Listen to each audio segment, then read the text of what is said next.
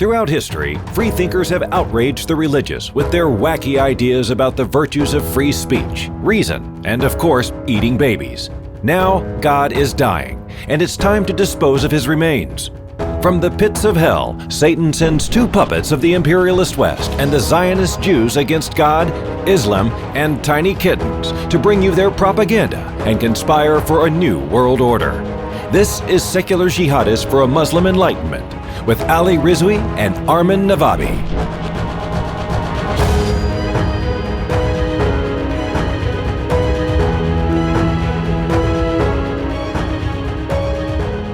Welcome to another episode of Secular Jihadists for a Muslim Enlightenment. My name is Ali Rizvi. Welcome to all of our fellow Homo sapiens in the live chat. With me is our co-hosts, my co-host Armin Navabi, who is well groomed. He seems to have given himself a really good. Did you give yourself the haircut, or did someone give it to you? No, somebody. Okay, unnamed. So yeah, Armin's looking really good. He's looking clean shaven. He's looking very attractive, whereas, well, me, I'm just me, me. So anyway, what do you want me to do? All right. Speaking of me being me, here we go. This is the topic. So we have stumbled into this thing many times in previous episodes, and we've decided, no, it's okay. That's a separate topic. We're going to talk about it in a separate episode. And this is that separate episode. So liberal versus woke. Who's going to endure? So we know that there is a little bit of a cleft among liberals of late, right? There are the mainstream sort of conventional liberals, and there are the new sort of the woke far left types. And there is a continuing battle happening, right? And recently, some of the mainstream liberals have started pushing back on it, right? There was the Harper's letter, which many of you know about, signed by everybody from Noam Chomsky, Margaret Atwood, Salman Rushdie, JK Rowling, Malcolm Gladwell, our own Sarah Haider.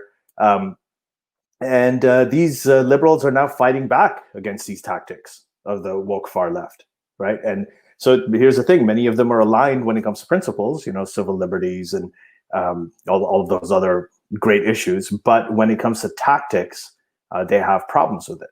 So when it comes to atheists and secularists, this is something that we've been talking about. Armin, you and I have been discussing this for a very long time, as many other ex-Muslims have, that this sort of leftist, the sort of far left or regressive left thing that Majid Dawaz has talked about, we've talked about, many other ex-Muslims have been talking about for, a good 6 to 7 years now.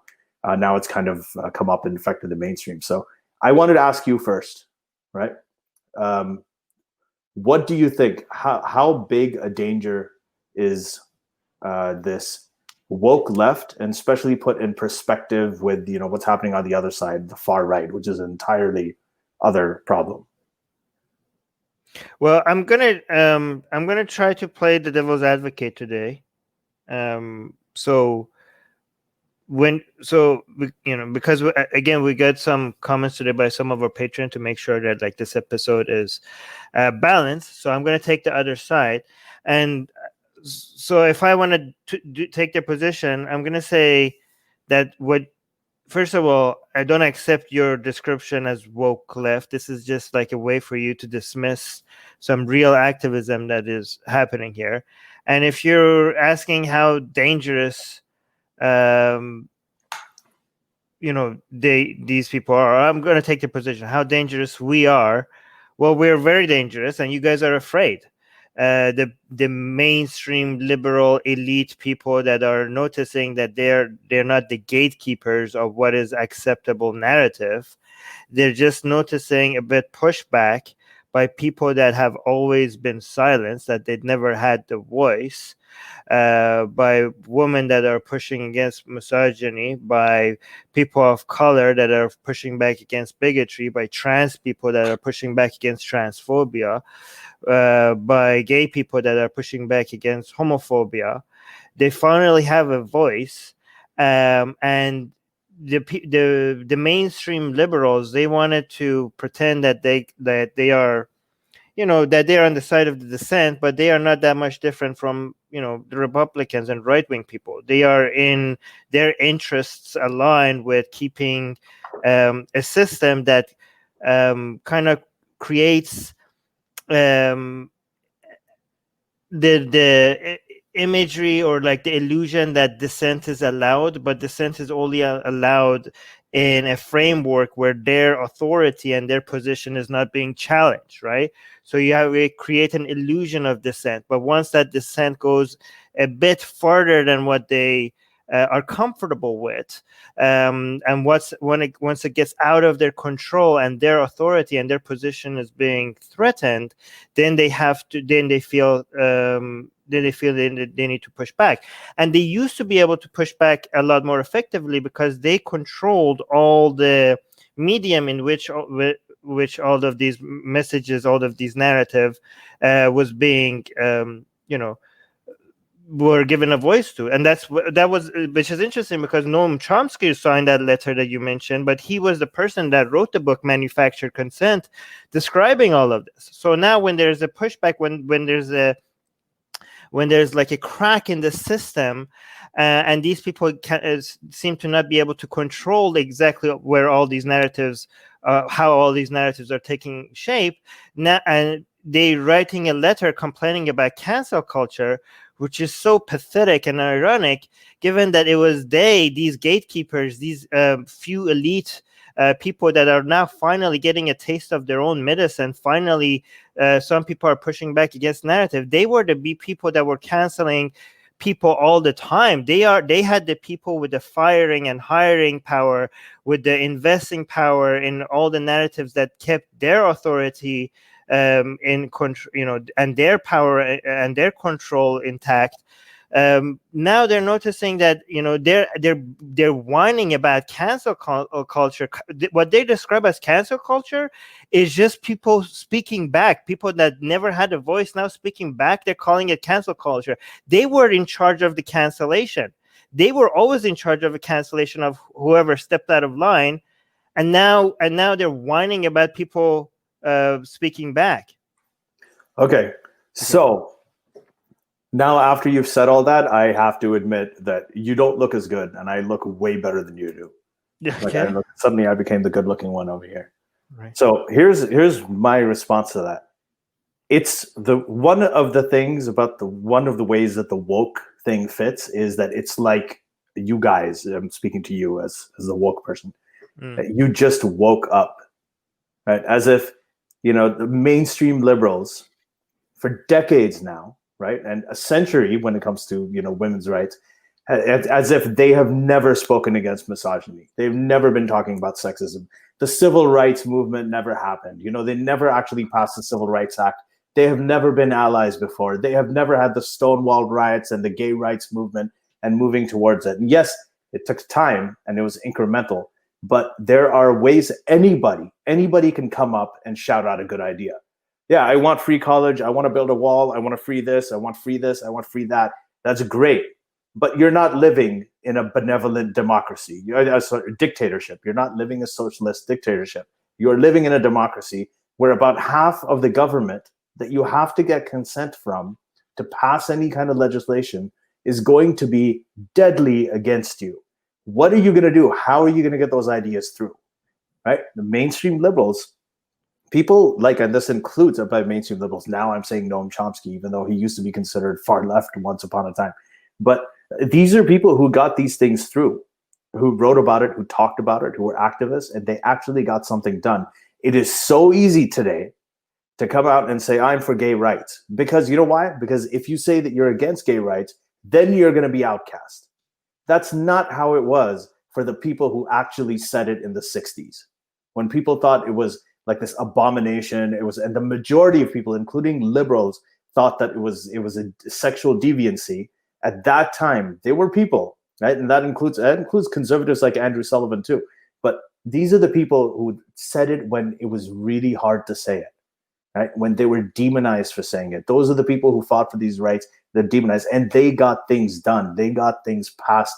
They got legislation through, right? This is not just a matter of going out and screaming and everything. Yes, it starts with protests, but it did not happen by silencing dissent. It happened by working with the opposition, not by compromising, not by capitulating, but by negotiating, hard negotiations, and incremental processes that actually got this shit through.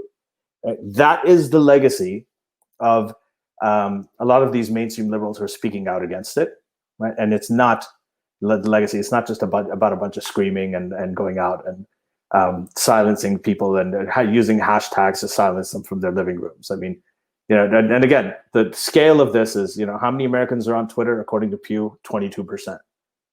Right? And most of them aren't even actively engaged. Okay, so it's so funny you mentioned civil rights movement. That was the civil rights movement, and all the examples that you mentioned that are exactly my point. Those are not mainstream when they happened. It was our people who forced the mainstream, so-called mainstream liberals, the gatekeeper elitists. We charged at the gates that they were keeping, and we pushed through, and we made them mainstream.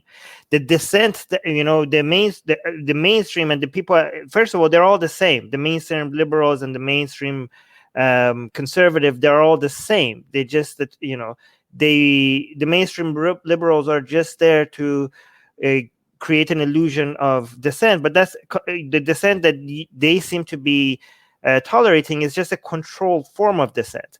Any changes that happen, like if you look at civil rights movement, do you think those people were popular towards mainstream liberal at the time? No, only when the so-called mainstream liberals were defeated, were crushed because of the voices of people could not be ignored.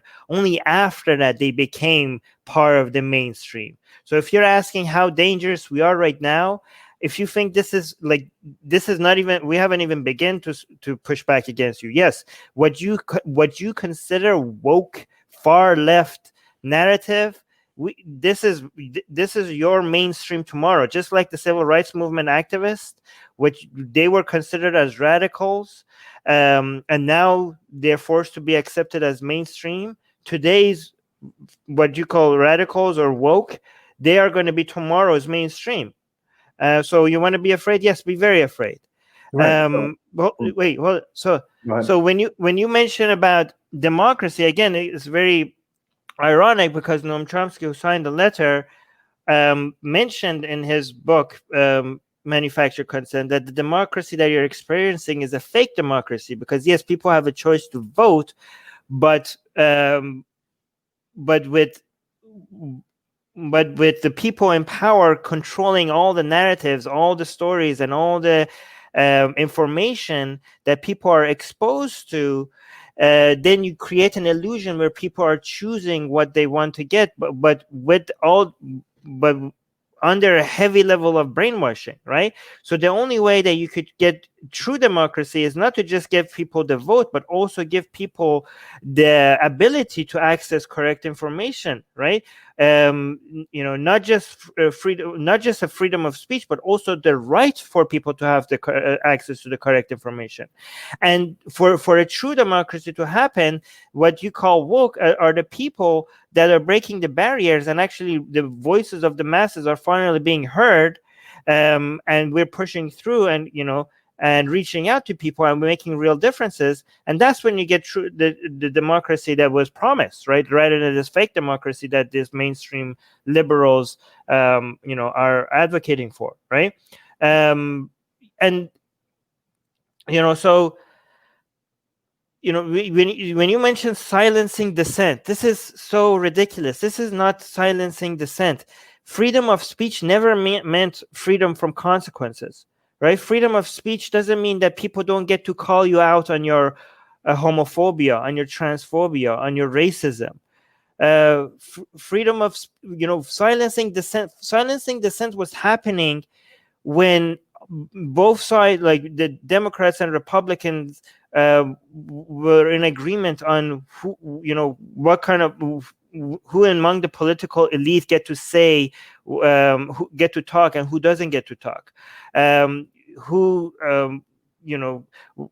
who gets to be funded for as a news organization and who doesn't. Like you think like you think all the revolutionaries. Here's the thing: the civil rights movement and all the women's rights and everything else happened with these people not having the funding or the resources that the political elite had when it comes to news agencies, newspaper. And they still managed to get their voice through. Imagine that. This is why you guys are afraid, because now it's even a lot more easier.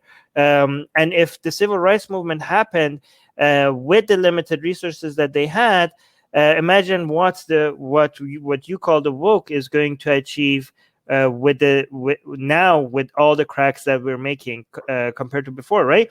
The silencing of dissent was happening when you stepped out of line. The people in all these in academia and in news organization and in politics got to fire you because you were stepping out of line.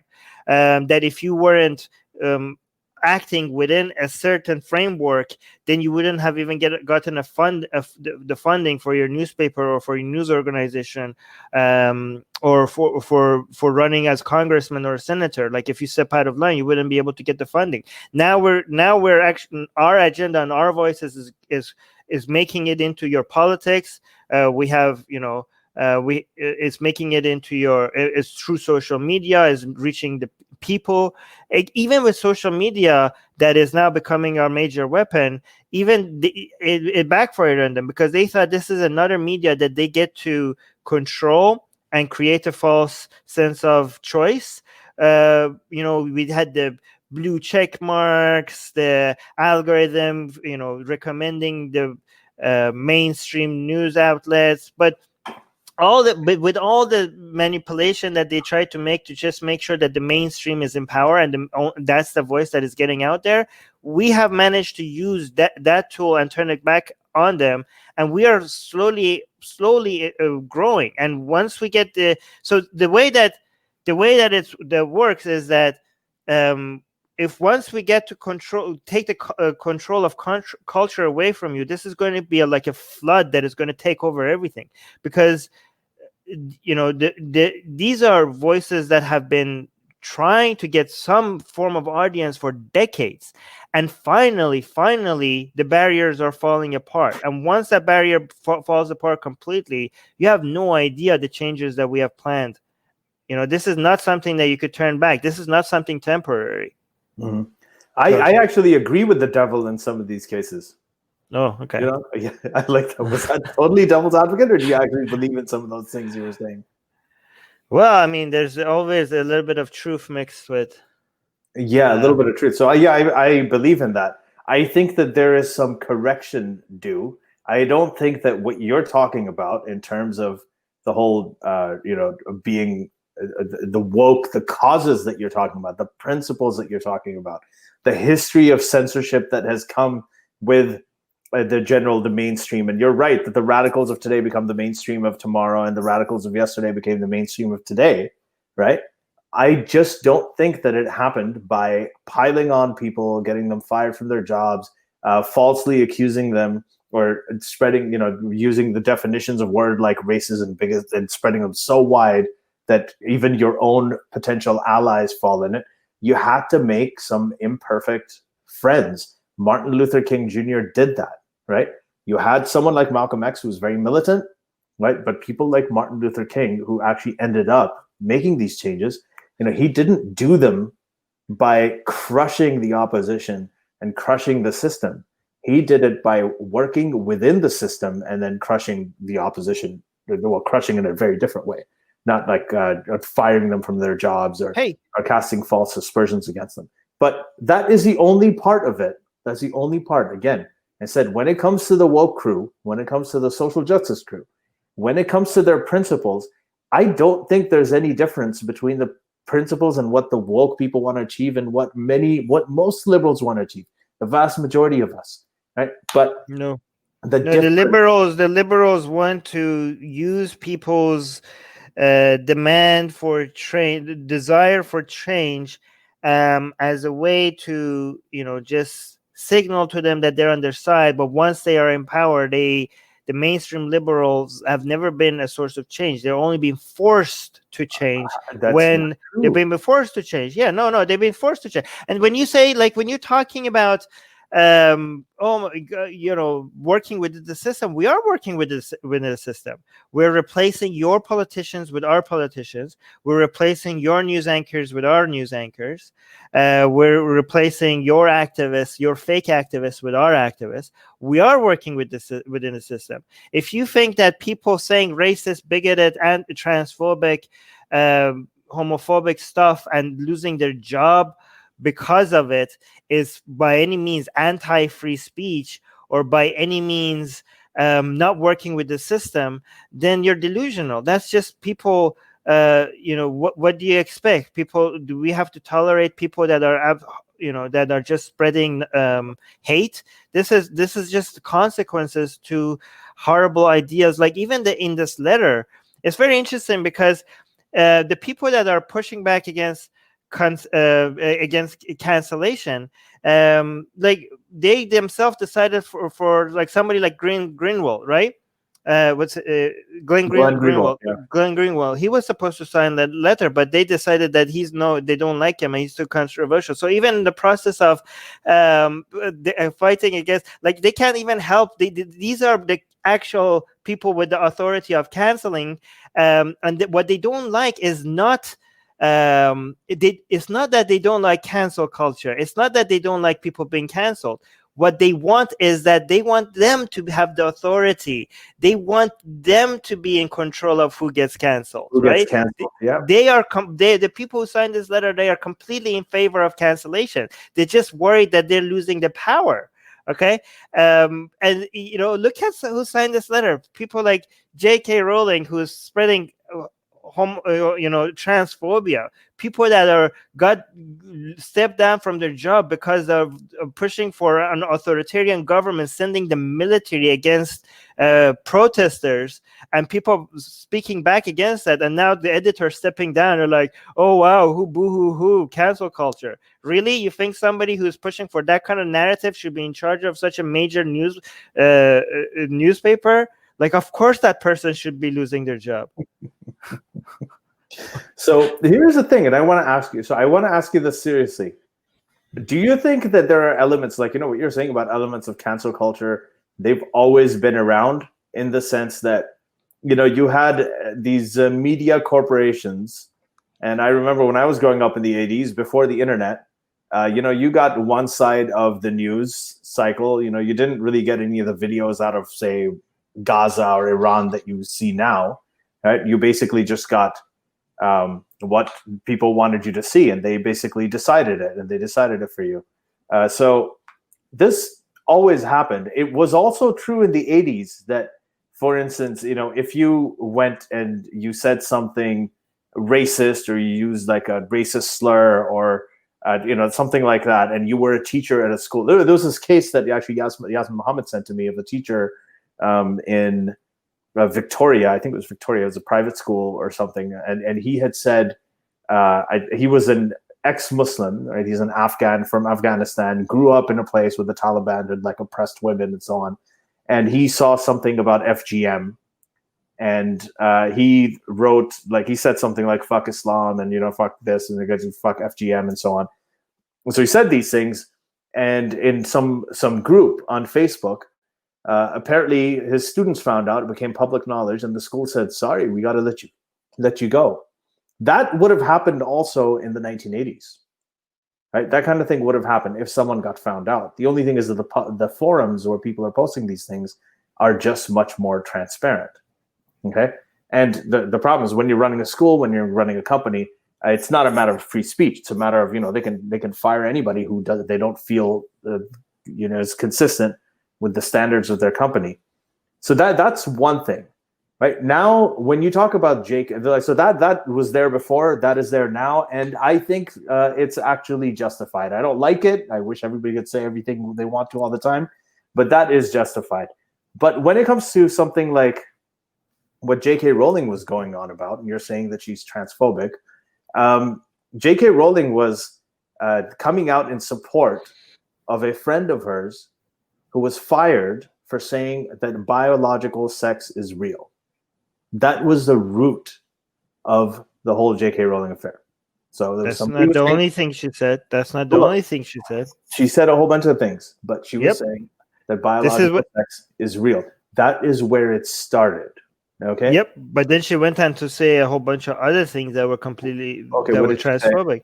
Well, I don't have it in front of me, but if you actually look at her tweets and her history, she's she didn't just go like, "Oh, biological sex is real." Oh, fired. It wasn't like that. So this is what people. It was like that's exactly what it was like. No. Actually, go look at the tweets that she liked and I did. I followed it. I read her whole essay. No, it's not just her essay. Like the things that she likes and retweets are completely transphobic. JK Rowling herself keeps acting like she keeps acting. I need an example. Well, I don't have it in front of me, so that is so woke of you.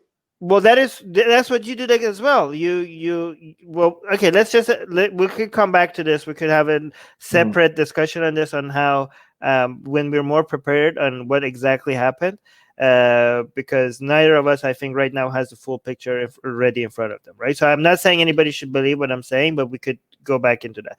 But JK Rowling herself, she keeps on saying, well, I don't have any issues with transgender people, but, and it always comes this but after, right? And she's like, biological sex is real. And I mean, it's very interesting because most people who are fighting for trans rights, they're talking about gender.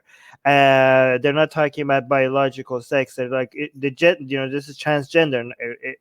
That is a main discussion. But then she acts like she's the champion of science and truth telling by going and fighting this imaginary fight against these arguments that not very many people are making.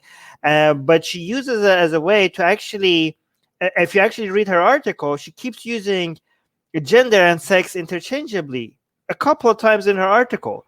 So she's describing biological sex is real, but she is using that as a way to push back against transgender activism, right? I mean, I could go through her TERF manifesto that she posted line by line with you and show you how ridiculous it is to make TERF manifesto. What is that? Well, I mean, her trans exclusionary radical feminist thing. Yeah, I mean, people are considering her post in defense of her position to be the TERF's manifesto. But anyways, we could go. Wait, do you want to go through? Do you want to go through a letter line by line? And I could tell you how transphobic. It's a very, very long letter, but give me like one or two things that she said. Well, I mean, again, this is. I know I didn't agree with everything that she wrote in the letter as well because it was a very long letter, but I just don't think that it's incompatible with support for trans rights. I just don't. No, okay. So she basically keeps condemning the trans rights activists for arguments that they're not making. She also keeps she goes against she keeps using sex and gender interchangeably, which is very interesting because it seems like she doesn't even understand what she's fighting against. Give me an example. I don't have the whole article memorized. Okay. We could do another show on this, and I could give you every single line of how she. It'll be too narrow, but okay, sure. Yeah. So I think so. My view of that was this: that I think that there is. I don't. So when she said, and here I'll just explain it as easily as I can. When she said that.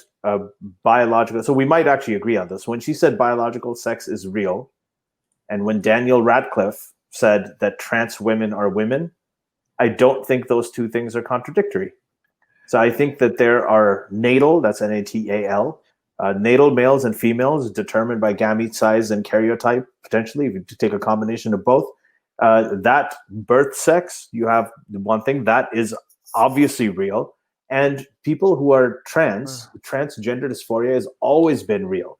Okay, so you have man and woman, you can identify as whatever gender you want to, and I'm going to believe you, I'm going to use your pronouns, and I'll support you in whatever you want to do.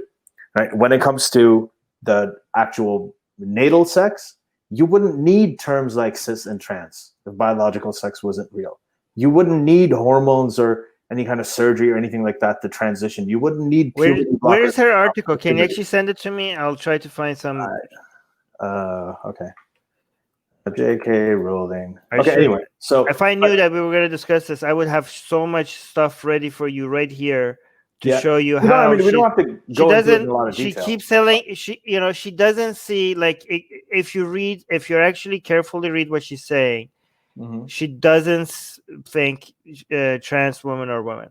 Okay, she doesn't think trans men are men. Okay, and I could read it for you. Like, she thinks like, oh yeah, we should accept them. Nobody should be mean to them. Okay, but she says biological sex is real, and then she uses that as an excuse to say trans women are not women. Okay, and if you actually read what she's saying, that's what she's suggesting. So she doesn't understand that biological sex being a real thing, that doesn't say anything about people's gender identity. That's what she doesn't understand. And she's only being treated as this expert, apparently. Like, why are we even listening to her on trans issues? Like, why? She wrote like a book. She wrote a fantasy book about witchcraft and wizardry, and now she's like the leading figure that people need to listen to. About, like, maybe step aside and know when to speak. Like, you are not like an expert in anything that you're leading on. Like, what the hell? Like, what? Again, these are people that this is the devil's advocate speaking, right? That's not you. Yeah. Hold on. Yeah, of course. This is why you guys are scared of us, so-called woke people, right? Because people who are these elitist people that are not used to, they felt like, whoa, look at me, I'm so important, I'm going to say things and people should treat me as authority in any topic. And people are now pushing back, and people like, oh my God, how dare they? Who are these unwashed masses of people who are speaking against us educated people? Like, these people want to just get together and congratulate each other about how smart they are, and feel like they're important, and now that they have like the people actually speaking back against them, they're just like, what the fuck is happening? They can't, like, why are not people taking seriously? I'm important and people should listen to me, and that's what's happening. And they just can't and it's very interesting because they get together and they're like, let's like write a letter together again to say why people shouldn't speak back against us. And they're like, oh, we showed them, and they're like, oh my God, look at this. They're just jerking off each other over this letter about how important they are, and how how uncalled it is for other people who are less than them to call them out on their bullshit. That's what's happening. I sent it to you, the private chat. You can take a look at the link for the letter if you want to go to it. So I wanted to get back to this idea of cancel culture. So as I said, it's always existed, and a lot of times that's not the letter. That is a letter. A letter on. That's talking about the letter. No. It's a letter. Just go through it. Just click on the link. So so I think that cancel culture, all of that, when we talk about it, right, we're not talking about people who are being. This is not a free speech issue. So I want to make that clear. Like, I don't think that this is a free speech issue. People saying this stifling free speech.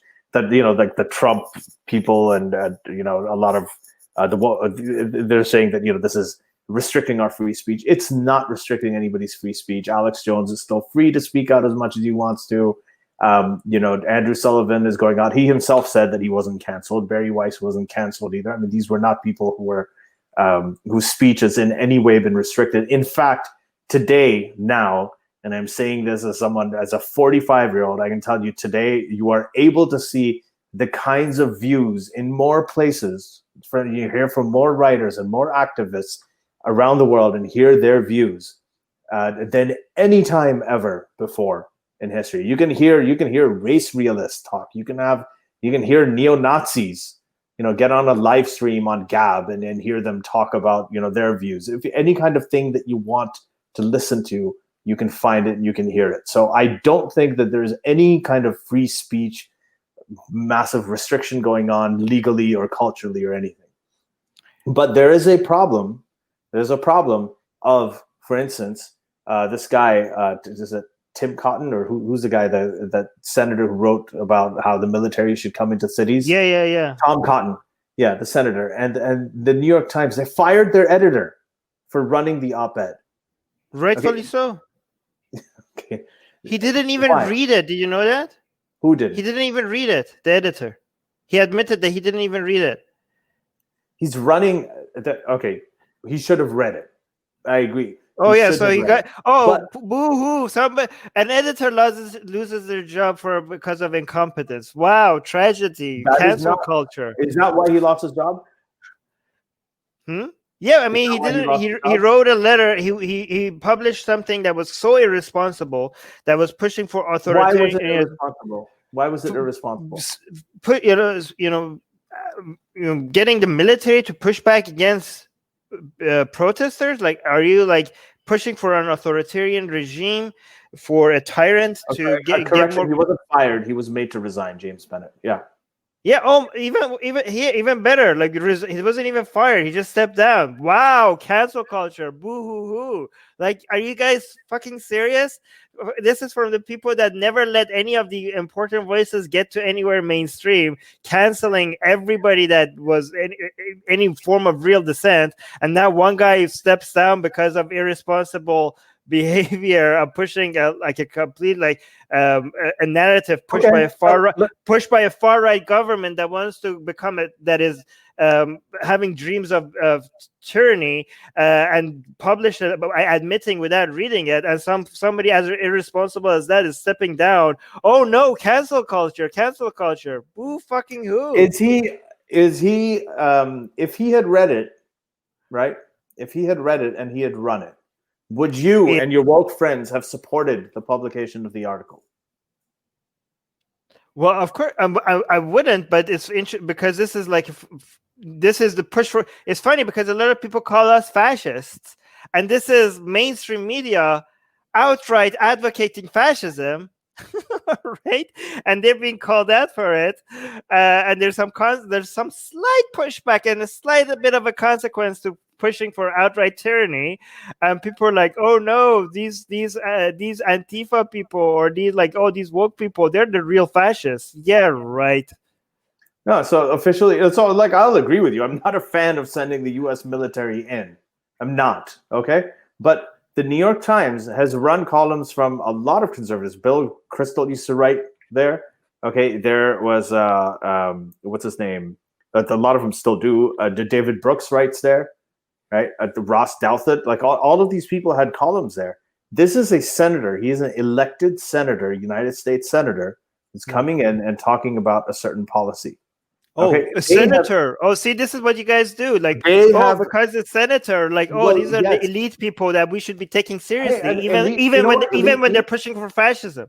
Do you know where the word elite comes from? It comes from, I don't know how to pronounce it, but éleger. That the etymology of it means elected. Okay, so the elite are like the high class people. It comes from that. He is an elected person who is voted in, right, by people in his state.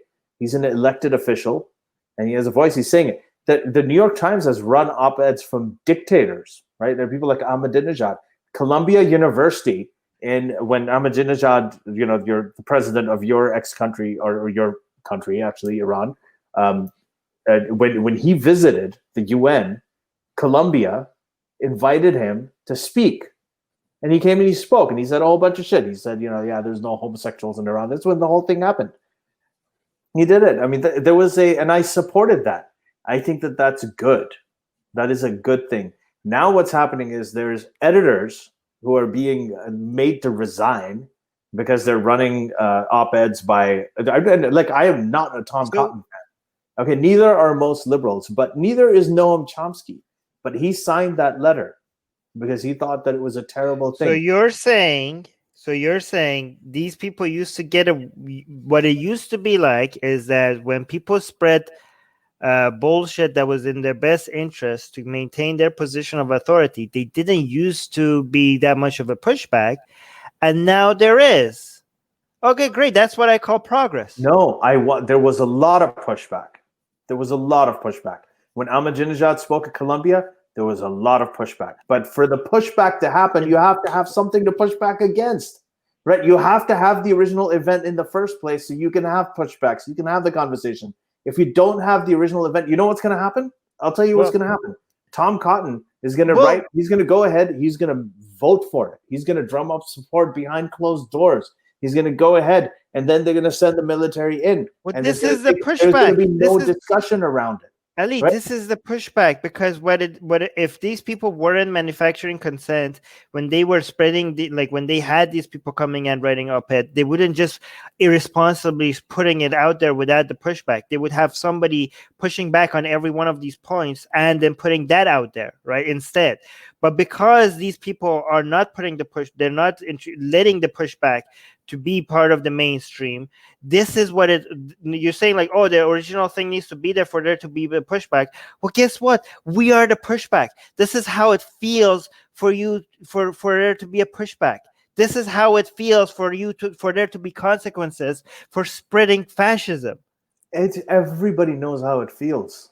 Yeah. So what are you complaining about? Cancel culture, cancel culture. This is just a pushback. This whole thing, this again, you guys, and you're coming up and saying, well, now you know how it feels. It's not now they know how it feels. They've known how it feels for a long time, because what you guys are doing right now is something that these conservatives and the moral majority and the McCarthyism era, they have done before. They've done it before to liberals. They have done it to other people. Now it's being done to them. They have done it to liberals. And liberals have been on the receiving end of it from the right wing. You're talking about censorship of free speech. Censorship of free speech. Liberals are the controlled opposition. Hold on. Let me finish what I'm saying. You're talking about censorship at universities. Go to Christian universities. Okay, until 2000, the year 2000. Bush, the president George W. Bush, right? 43 went. He spoke at Bob Jones University. All the presidents used to speak there. They didn't even allow interracial dating until the year 2000, right? The Christian universities, they don't allow so many forms of speech. Nobody talks about them. The Republican presidents go and speak at them. Conservatives go and speak at them. Those are not the universities that they call out for having a super safe space against swearing, against interracial dating, against all these things. This kind of what you guys are doing is like, oh, now you know how it feels.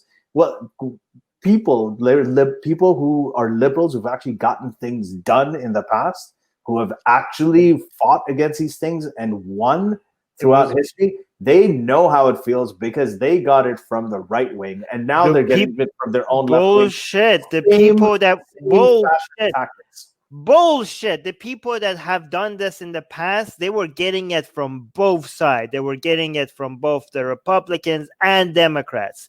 They were getting it from both ends.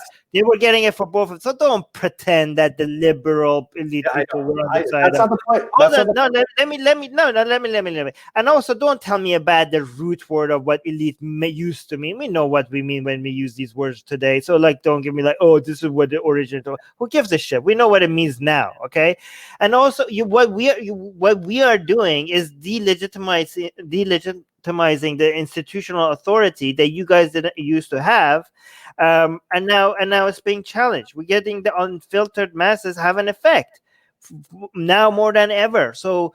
Every time we win, every time you guys are defeated through history, you want to revise history and pretend that the liberals were on our side from the beginning.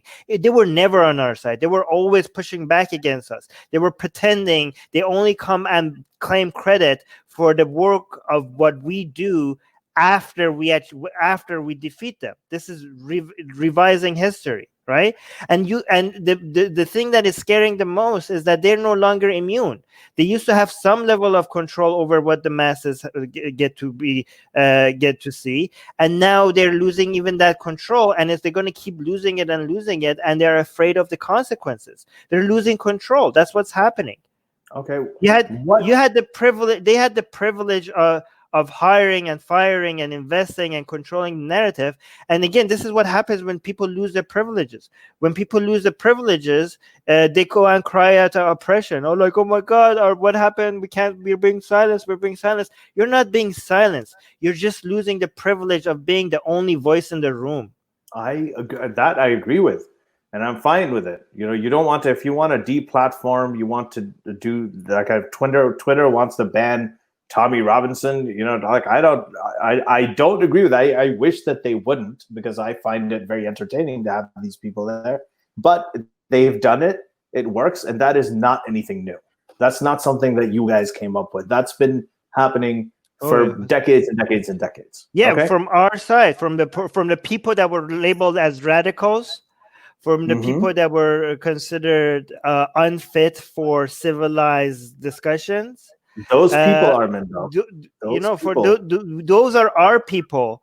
No, they were never. No, the Democrats and Republicans at the time considered these people to be radicals. Those were not people. Those people, when they went to law school, right? They weren't allowed to opt out of studying on assault and rape law because they might get triggered. They weren't exempted from studying those things. Okay, this has actually happened. They weren't like complaining about professors who were, English literature professors who had and getting them investigated because they were quoting something from literature that they found to be politically incorrect. Right? They weren't going and saying that, okay, we need to ban these books and take them off the shelves, or that we have to ban this part of history, that part of history, and take it off the shelves because, this is what conservatives do. In Texas, they want to get rid of the concept, the Republicans want to get rid of the concept of slavery from books. They want to not talk about slavery. They want to talk about, they want to totally whitewash the problems of the US that happened before. You guys want to do the same thing from the other side. That is not what the legacy of liberalism is. That's bullshit. No. Our literature includes a lot of references to slavery. So you just go find Hold on. Let me answer. This is what you guys do. You always go find every movement has some slavery. This is not about slavery. Hold on. Let me say, you guys go and find. Every movement has some misfires here and there. There are some people that take it too far, and you guys, instead of looking at all the accomplishments and everything that we're pushing for, you go and find that one example here and there. In fact, you guys have a lot more examples of people calling out for outright fascism. But we call those out, and you guys ignore it. But every time there's one story here, one story there of somebody going a bit too far, and you guys use that as a way to paint our whole movement as ridiculous. That's right? fair. But, okay. That's fair. Go ahead. But okay. If I'm using fringe examples of what you guys do, these are fringe examples that if you're trying to say that. Yeah, this is not happening to the mass majority of conservatives, and it's not. Vast majority of professors and things like that. Then sure, right? I can be persuaded when it comes to that. But the reason that it's not happening, you're acting like what we're doing is like the Salem witch trials, right? We're basically holding up a mirror towards these people and showing them how much. Outright fascism, bigotry, sexism, transphobia, and homophobia is out there, and people are like, "Oh my God, how dare you?" Here's the issue. Okay, we are fighting for our lives here, man. We are fighting for being able to live and have a say, have any level of control over our lives. And you guys are busy congratulating yourself over signing a letter that is complaining about why there is now a response to bigotry, a response to sexism. You can take that letter and you can shove it. You can take that letter and you can shove it up your ass. Right? There have been a lot of responses. The entire liberalism is about, and it has been way before you and even your parents had any pubic hair, right? Liberals have been providing a robust responses to bigotry, to sexism, and to homophobia. Hold on. You spoke. Okay? Don't try to cancel me right now. See, this is what they call canceling. You're doing it again. Great job. Okay, so you can have your safe space back in a little bit. Don't get too triggered.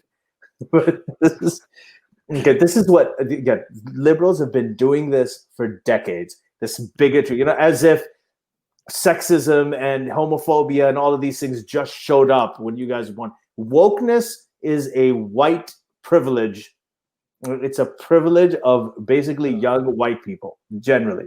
That is why the people who vote for your candidates tend to be really sort of young, idealistic white people who feel like they are the first ones ever in history to ever fight against bigotry and homophobia and sexism. They are only there. The only reason they can do what they can do and they can say what they say is because they have support from all their friends. They have support from their parents who actually fought for these things when it was virtually impossible to do so. But they did it, and they didn't just get a bunch of hashtags out there. They actually got legislation passed, and they changed the system. They changed the system. That is the difference. What have you achieved? Hashtag. What have you achieved? If we are not achieving much, then why are you guys panicking? Why are you guys so turning around? Afraid? That is, I so forgot what kind afraid. of fallacy that is. You guys are so afraid of losing control, and that shows we're making a difference. Okay, while you keep congratulating yourself over a letter, we're actually making real differences. Okay, we are growing louder.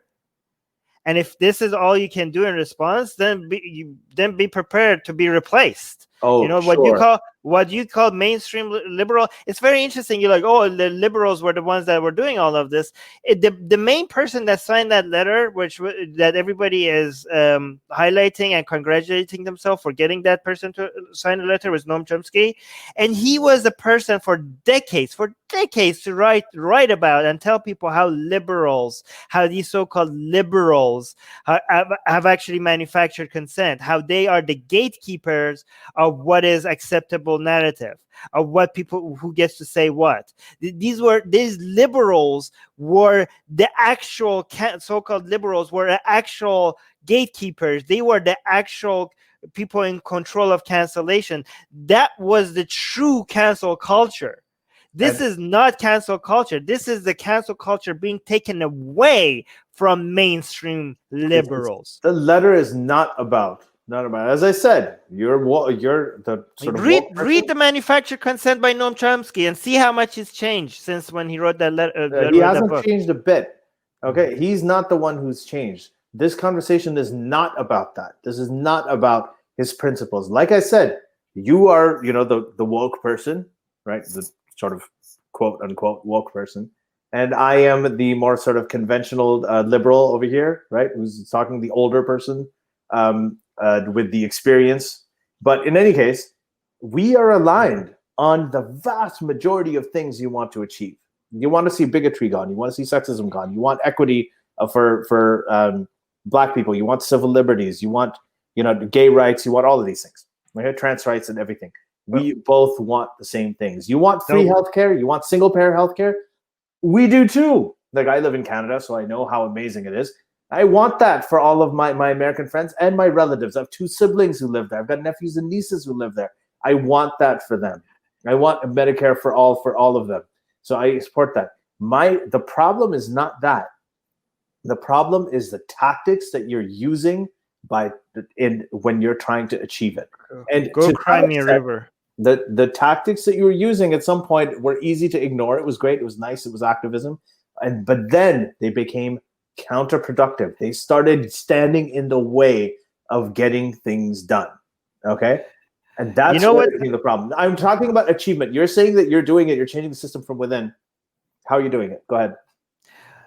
Let me tell you, the audience, what's happening here. Okay? Ali had rubbed some shoulders with people that are considered educated elite, and he just wants to be accepted in their club. He just enjoys having his blue check mark on Twitter and being cited in this prestigious article and having his book being cited and having respectable people include him in this social circles. And he's afraid that he just wants to be, he's so comfortable there, and he just wants these people to tap him on the back and be like, good boy, Ali, we could consider you, you're like elites, diet elites, you're one of us. And so it's within his best interest to not rock the boat that much and basically be like a good dog for them and go about, act like, yeah, women rights, yeah, Black Lives Matter, yeah, sure, Black Lives Matter, but no, don't go too radical. Like, you should let's have civil discussions here. Let's not get too, aggressive here with our language, and not get, people shouldn't lose their job. I mean, the letter itself, okay, can you send me the letter, because it's very interesting, the last line of the letter. Send me the letter, because it shows that the entire letter is summarized in this last line, because these people are like, hey, let's not get... The last line is, we need to preserve the possibility of good faith disagreement without dire professional consequences. If we won't defend the very thing on which our work depends, we shouldn't expect the public or the state to defend it for us. Dire professional consequences without having so this is what they want. This is like, hey, you could have your dissent, you could have your disagreement, but don't come for us. Don't let we are comfortable here. We don't want to have any real consequences. We don't want to have any real consequences to what we're saying. We are very much enjoy sitting here and looking at you on all the unwashed masses, and drinking champagne and watching you fight with each other. And if we say something and you guys, if you can fight about it, but if you come after us, that's where we draw the line. So your dissent has to be in this bubble that we have created for you, and you just stay there and fight each other. But know your place. That's what this letter is about. And that's what you represent, Ali. Yeah, so I when it comes to dire, most of the people who signed this letter, they have pretty secure jobs. Nobody's going to be canceling JK Rowling anytime soon.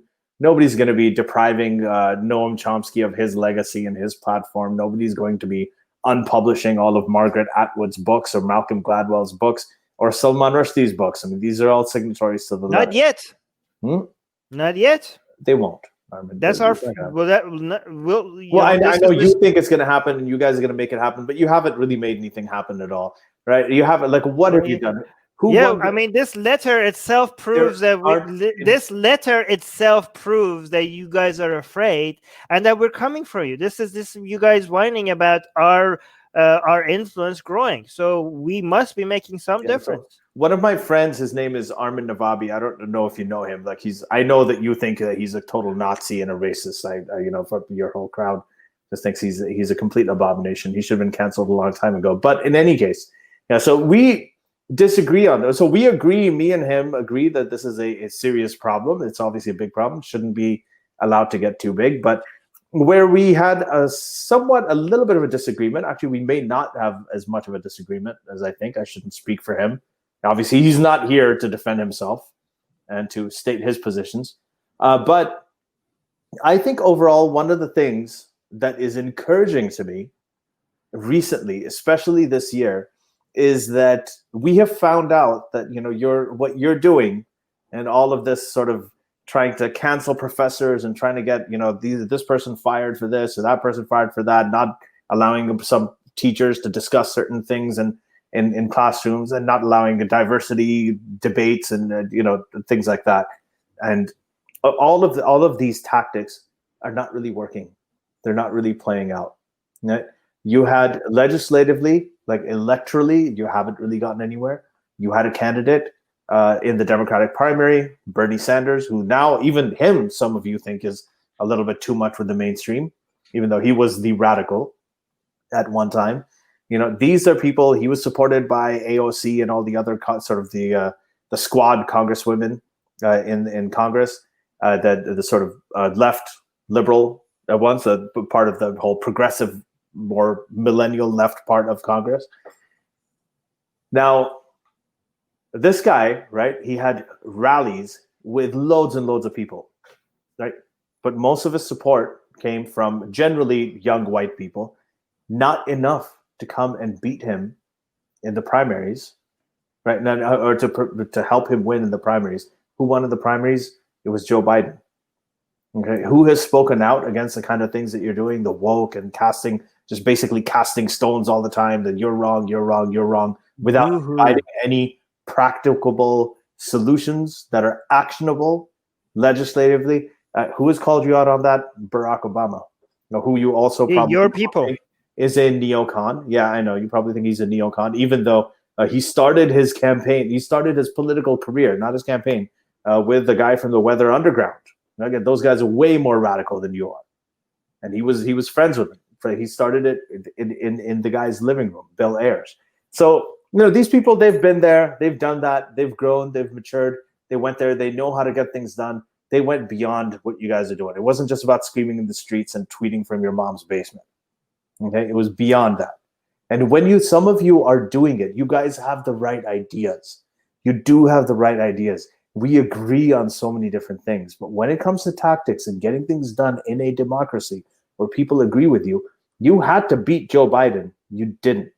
Okay, you had to. There's so many things that you had to do that you haven't done. And you're getting pushback. And you're getting deserved pushback. You didn't just not defeat Joe Biden. I mean, he trounced you. You're not getting the support of Black people whose causes you champion. You're not getting the support of most women whose causes you champion. You're not getting the support of most other minority groups, right? And you champion their causes all the time. The people who you support, a lot of times, they are people who tend to be more centrist, who tend to be more practical. They have much more at stake. They recognize Trump for the threat that he is. You minimize the threat that Trump is to the United States and to the rest of the world, by the way, you minimize it by just saying that, he's no different than the mainstream liberals, right? And that is something that most people see through. Go ahead. All right. So first of all, it's very interesting how you guys move the standards. Because the fact that Bernie even managed to get the level of support that he got was unimaginable, right? So the fact that he got this much support just a couple of decades ago, nobody would have thought that our ideas would have gotten such a huge platform. So this has already been a major win for us. You guys just are ideas changing. Weren't new, but go ahead. The ideas weren't new, by the way.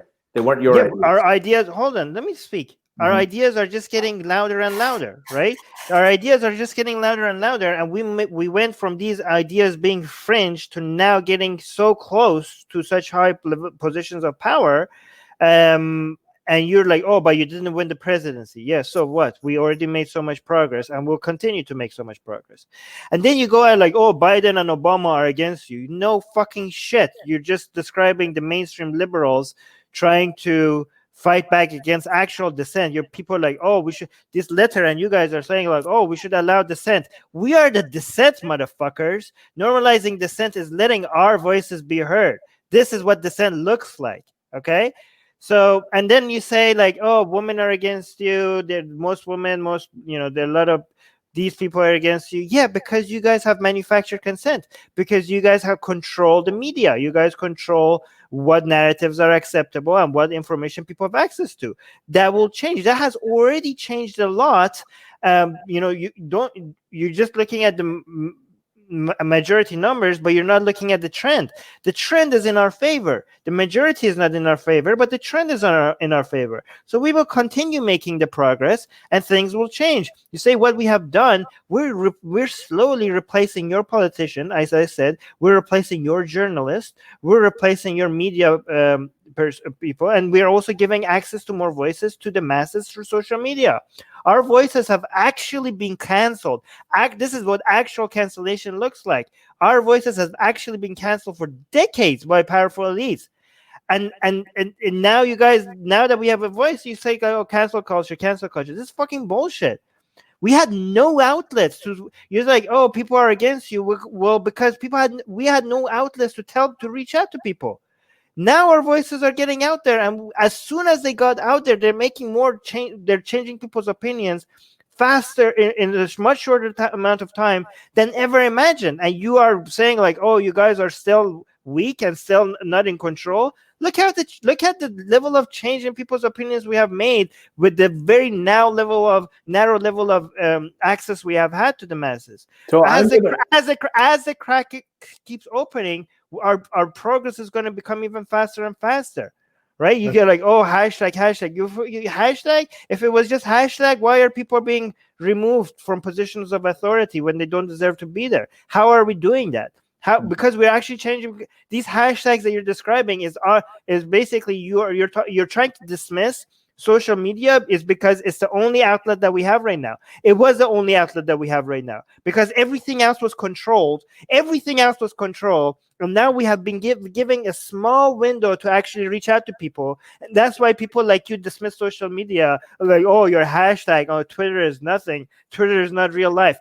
It's because the only access we have been given to the masses. And don't worry, we're not just going to be on social media because we're coming for your other platforms as well. So if you think like social media is not real life and it doesn't matter, don't worry because we will replace you in real life as well. We're just getting started. Yeah, and you've been on the platforms for a very long time. Actually, people like Democracy Now!, Amy Goodman, NPR, all of this public radio. You guys have been on these platforms for a very long time. The media has always had all kinds of voices. You've had the sort of the conservative trucker radio with Rush Limbaugh. The conservative talk radio has been ruled by conservatives. You've had mainstream, TV networks that have been run essentially by sort of centrist liberals in most cases. Then you've had some of these new things, right? And including the New York Times. You have a very, very good share of progressives there. This other place, New York Magazine, you've had a lot of progressives in sort of the woke progressives I'm talking about, the super sort of leftist ones, the ones that don't want to run editorials by people who disagree with them, like those people who just want their opinions in the paper and nothing else. So, you've been there for a while. It's not that you're coming to replace any platform. There's no media monolith that, it's all liberal, it's all conservative, it's all this, it's all that. It's not. Talk radio is largely conservative. Cable TV is sort of like a mixture. It's balanced. You've got all kinds of different options. You've got mainstream network TV that's sort of centrist, left of center, liberal, and then you have the internet and social media and Vox and all of these things that happen to be more the kind of things that you want. So it's a good mix of everything, and we like it that way. I like it. I think I already made my point. Let's go to the Patreon the live chat. We're going to go to the live chat in a second. I do want to respond to a couple of things that you said. You're saying that, okay, look at how much support we got. So I will give you that. And I think it's been very positive that Bernie Sanders, his candidacy, has brought a lot of people into the fold. He has moved the Democratic Party leftward, which was inevitably going to happen. One of the reasons when, say Obamacare was passed in 2009, 2010, around that time, the idea was to not have the public option then so you could get it passed without a filibuster. And then later down the line, you are going to have a public option, and then you're eventually going to go to Medicare for all. All of the Democrats, the mainstream Democrats in the U.S., eventually want to get to single-payer healthcare. Right? It's a matter of what can be done now and what can be done later, what is incremental and what can get through. So that's one thing. Again, not a new idea, something that's always been embraced. It's just a matter of how to get it done. And yes, your woke crowd and your Bernie Sanders and that whole kind of... What a dismissive term, by the way, woke crowd. What a dismissive term. What a dismissive like podcast. I agree with you. I don't even like terms like regressive left and everything. You use them because it's something that people recognize, and I would rather use other terms. The second thing is this idea that, okay, the black people and the minorities that are not supporting it, they're still supporting it. It's because you've manufactured consent. Yes, like the black people are so gullible. The minorities are so gullible that they have just rolled. What a straw man! Straw man. Let me finish. They've just fallen for the manufactured consent propaganda. Oh yeah, we're the true bigots. The mainstream liberals, whereas you guys, right? You guys have been woke, but these minorities who went and voted for Biden and didn't shut up. Like they are somehow completely lost. There must be something.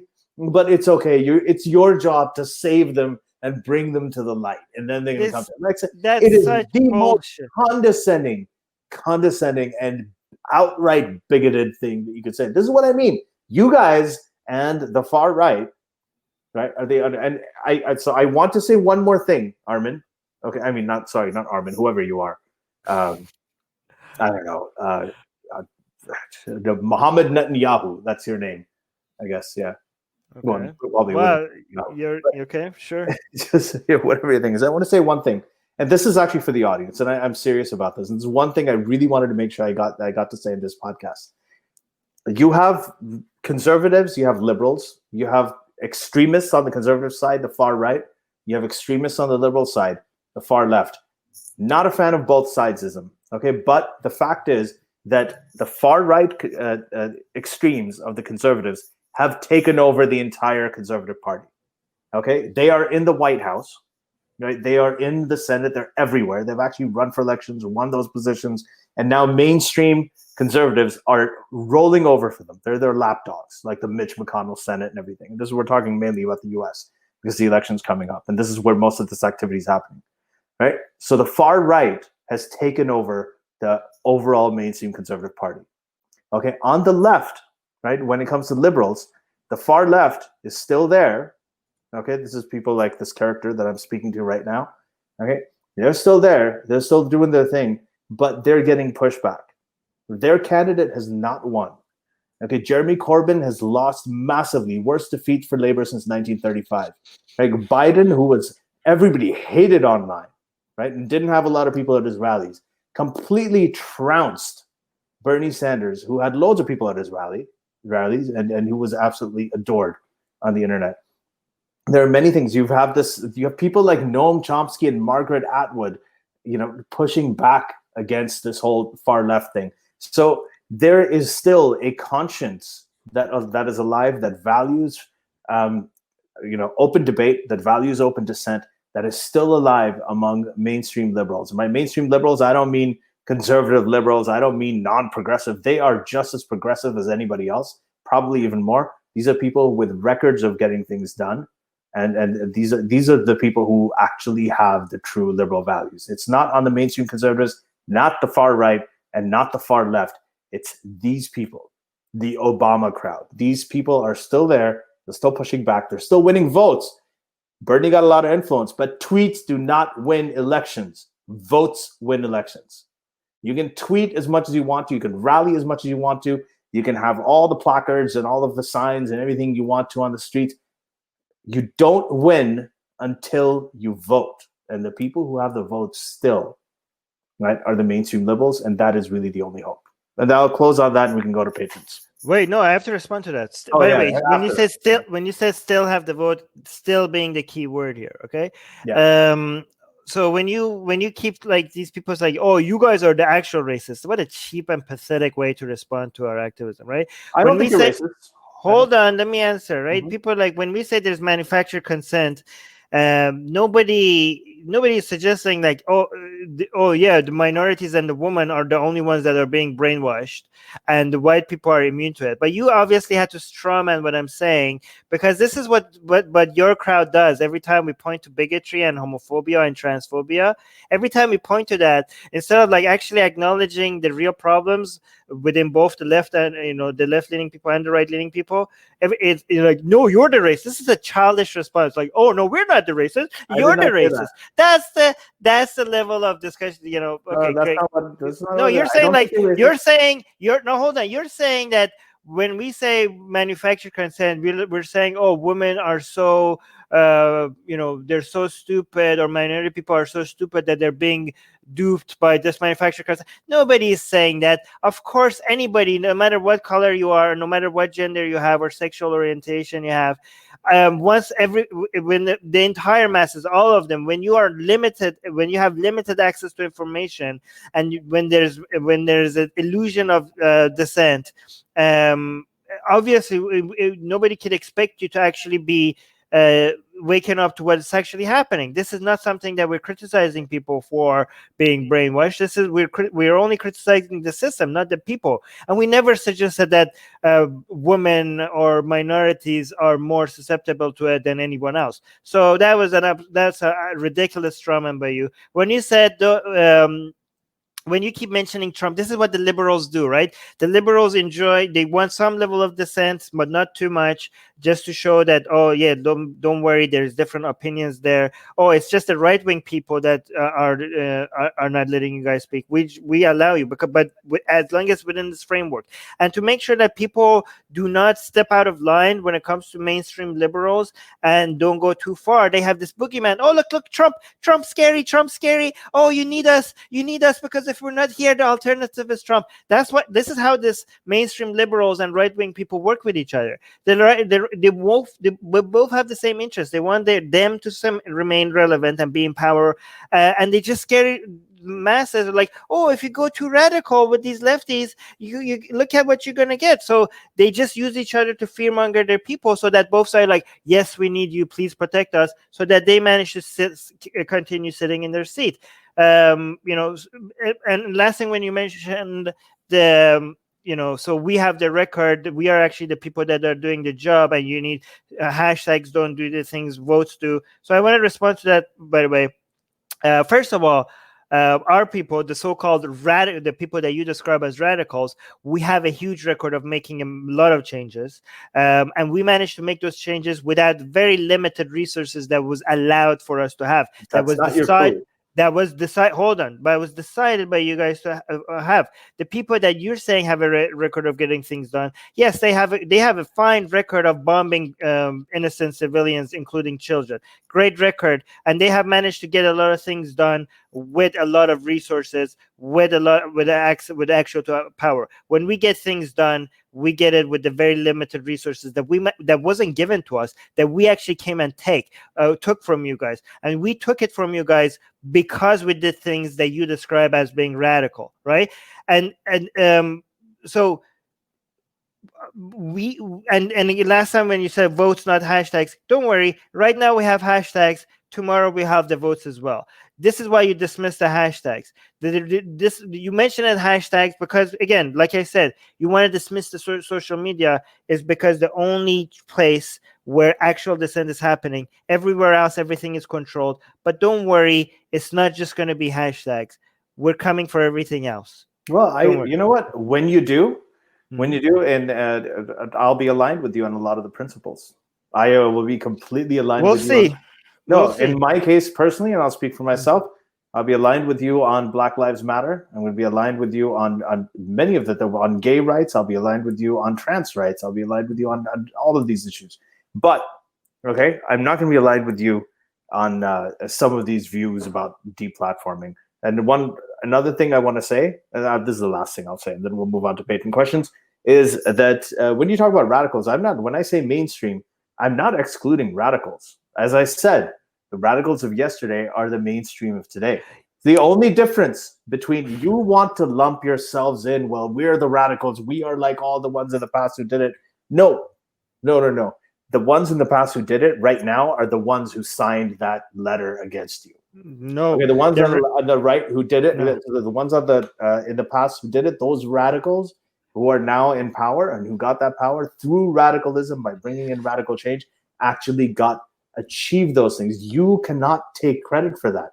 I am the one who's telling you, right? I'm on, this is the side I'm on. I didn't personally do anything, but yes, that is the side I'm on. I'm on the side of those people who have a record of getting things done. They're no less radical. Nancy Pelosi and all these people, that as much as they're entrenched in the elite and the establishment and everything, these are they're all progressives.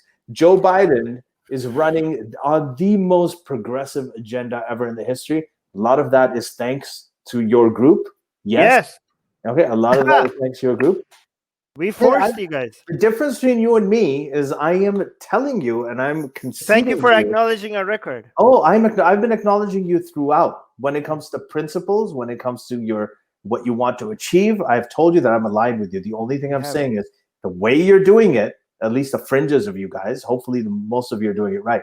The fringes, the way you're doing it, going about it is wrong. It's no different from what the far right and the right wing generally used to do for ages. It's sometimes bordering on McCarthyism, if not outright McCarthyism for the state. You haven't gotten that far, right? But it's bordering on that, right? And so that's the main thing. And so I disagree with you on the tactics. completely disagree with you. But let me just say something quick. The mainstream liberals are okay with the radicals of yesterday, but not with the radicals of today. Just like yesterday, they weren't okay with the radicals of their time. The only reason why they're okay with the radicals of yesterday is because the radicals of yesterday managed to make their narrative mainstream. So the reason why you say like, oh, I'm okay with them because they managed to make their radical movements mainstream now, and now you're not okay with us. Well, this is history repeating itself.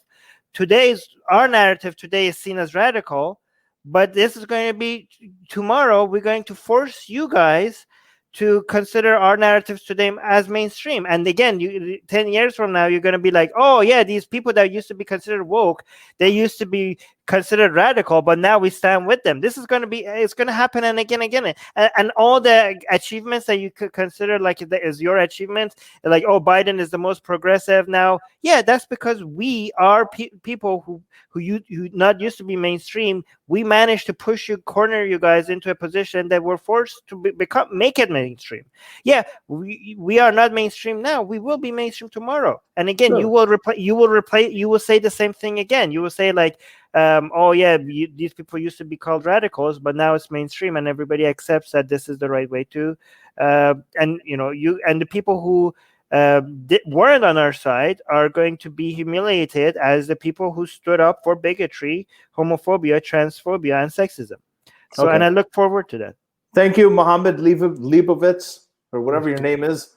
I appreciate it. I think that I like the fact that you're there. I like the fact that your voice is out there. I want to hear far-right narratives. I want to hear Marxist, pro-Marxist narratives. I want to hear all of that. I want this discussion to be robust, and I want it to be heard by all, and I want it to be argued in the public forum. So I think that is a true sign of liberalism, the fact that we're having this conversation. And I think it's great. And I think that even if we disagree on the mainstream liberals and all of that, as long as we agree on the person in the White House, the person who actually has the power, which is not the mainstream liberals at this moment, as long as we agree on that, we have to do something about that, no matter how much we even hate each other, how much antipathy you have towards me.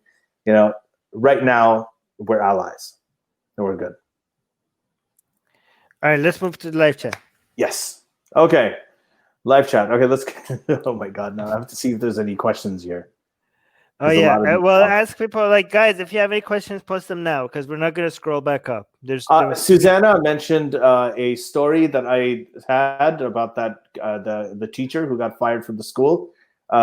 She corrected me, and she is absolutely right. So this was not an Afghan Canadian; he was an Iranian Canadian, and he was sharing a story of honor killings. And then what he did was he posted, when he was talking about it, he wrote, quote, "Fuck Islam, fuck honor killing, and fuck you if you believe that in any of these barbaric Stone Age ideologies." So he's an ex-Muslim Iranian, and he is an atheist, but he is a public or private school teacher. I can't tell, but he's a teacher at a school, right? And I think it is a private school. I can't recall, but. So he is a teacher at a school, and he was fired for it, and that's a really tough one for me because even though I do agree with this sentiment, and I agree that he's in a position to speak out against what he sees as an oppressive system, I understand that if I was running a school and I had students from all kinds of different things and different religious and cultural backgrounds, and there was one teacher who had actually expressed himself this way, and it got out and everybody knew about it. I don't know I'd probably have to let him go. And I think most of us would have to in that situation, even if we disagree with him anyway. Uday is asking, just curious, does Armin hate Trump as much as Ali does? Again, for real, ignoring the act. For real Armin, come back. Well, I think Trump, I don't know how you measure who hates him more. I don't know if you could describe it. I mean, I think he's a war criminal. So I think Ali and I agree with it almost on most things on Trump, but I think the main difference is that I don't spend so much time I think a lot of people miss the point on why Trump is bad. Like they keep language policing him rather than actually holding him accountable for, going at, making, for his crimes against civilians in Yemen, for making it easier for dictators around the world to not experience any pushback for their human rights violations.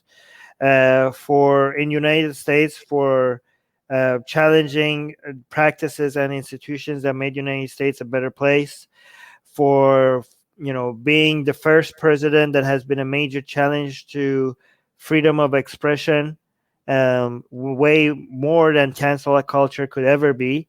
And I think these are the main reasons why Trump is extremely dangerous. And especially the Supreme Court judges that he's electing, that is one of the major sources of damage. And I think like all these, but when I watch like late night comedians and other people criticizing Trump, they actually make it seem like they're being unfair to him, because when you like they take him out, like if right wing people were only exposed to most of the attacks on Trump, it would seem like they're just being unfair, right? Like if I wasn't actually looking at how bad Trump is and I was just relying on social media and late night comedians, I would think like, well, you guys are taking him out of context. I watched the full video. You guys edited this video in a way to make him more ridiculous. And I keep saying that, like, you guys don't need to do this. He's actually a bad president. You guys don't need to take him out of context, and you guys don't need to edit the videos to make him more silly than he actually is. You don't need that. You already have a lot to work with because he's horrible. Why do you have to do, because why are you doing this? There's legit things to go after him for.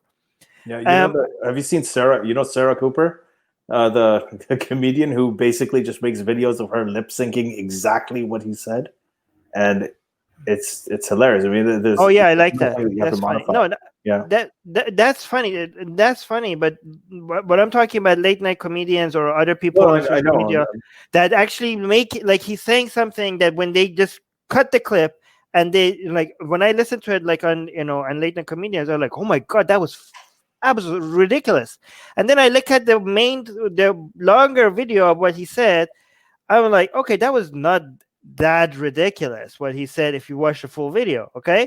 And I'm like, wow, you're actually making him look good by attacking him on things that he doesn't deserve to be attacked on, but you have already there's already shitload of things mountains of real things that you could go after him for. And that hurts more than it helps. Yeah, and I'll tell you. So Uday, what you're saying is, Armin, yeah, we both have we both, and I think we're going to do an episode on this. Like we say it's for different reasons, but I have always been opposed to religion. I've always been opposed to Islam. That was like the main thing. I am actually pretty much anytime I see things like that, I am opposed to them. I'm opposed to Trump for the same reasons. When he tweets things and he's got this cult-like following that is always interpreting his tweets and saying what he really meant, and they've actually said don't take it literally or don't take it seriously, don't take it literally. It's the same stuff that the Islamic apologists say. When he talks about restricting free speech and the press is the enemy of the people and don't that protest and taking a knee and all of that, that reminds me of blasphemy laws. When he talks about all of the untruths, the bullshit about injecting UV light and injecting disinfectant and being anti-vaxxer and everything, that's anti-science, that's anti-critical thinking, it's anti-truth. His birtherism, his refusal to apologize for what he did with the Central Park Five, who were later exonerated, and he was calling for their death penalty. He took out full pages in the New York Times to say it. There's all of these things. I mean, I don't even want to go ahead and name them all. It is essentially the same reasons. The reasons that I hate religion, the reasons I despise Islam and religion and Christianity, all of these things is the exact same thing. The problem is that when it happens in places where I grew up, I know that those places have a lot of work to do. They have a lot of work to do. And when it's over there, I despise it enough. But when it's happening in a place where that is supposed to be the beacon of everything against that. That's supposed to be the culmination of Enlightenment values when the same things happen, right? It's even more of a dire thing, because then, what do you have? What do you have after that? Mm-hmm. So for me, I the reason that I despise it, and I think that he is literally the biggest international emergency in the world right now that needs to be gotten rid of, it's because of that. It's no different from the reasons that I oppose religion, oppose Islam. Anwar Koka, this is my friend from medical school, Anwar Koka. Hey Anwar, what's up? As a Patreon member, let me ask, why are you guys so hung up on labels and stereotyping? I mean, stereotyping I'm against, but labels I'm not against. Labels are extremely useful. I don't know why people have the thing against labels, but stereotyping I'm against. When did we stereotype? Yeah. I don't think so. Anwar, for when you're talking, I agree with Armin. In some cases, you do need labels. When you're having general conversations about things, you can't. When you're talking about statistics, I mean, that's generalizing. When you're talking about data, to some extent, at some level, that is going to be generalizing. You're going to have to categorize, whatever variables you're discussing into, different classes, different categories, in order so that you can actually process the information. You can get a good read, a temperature on what's going on. So labels are important. I do hear what you're saying about the whole woke thing, that, when you do the woke, now if I go, different people will use it, like, the way they use snowflake and the way they use SJW, the way they say Karen. I like it because I think it's really funny. I think it's entertaining, but I don't think it should be a serious thing, because, I can come out and I can say anything. Maybe at some point, what I just said about Trump, someone will be like, oh, you got Trump derangement syndrome, you're woke, you're this, you're that. They start misapplying these things. They start calling Majid Nawaz regressive left, even though he coined the term, and it was about something completely different.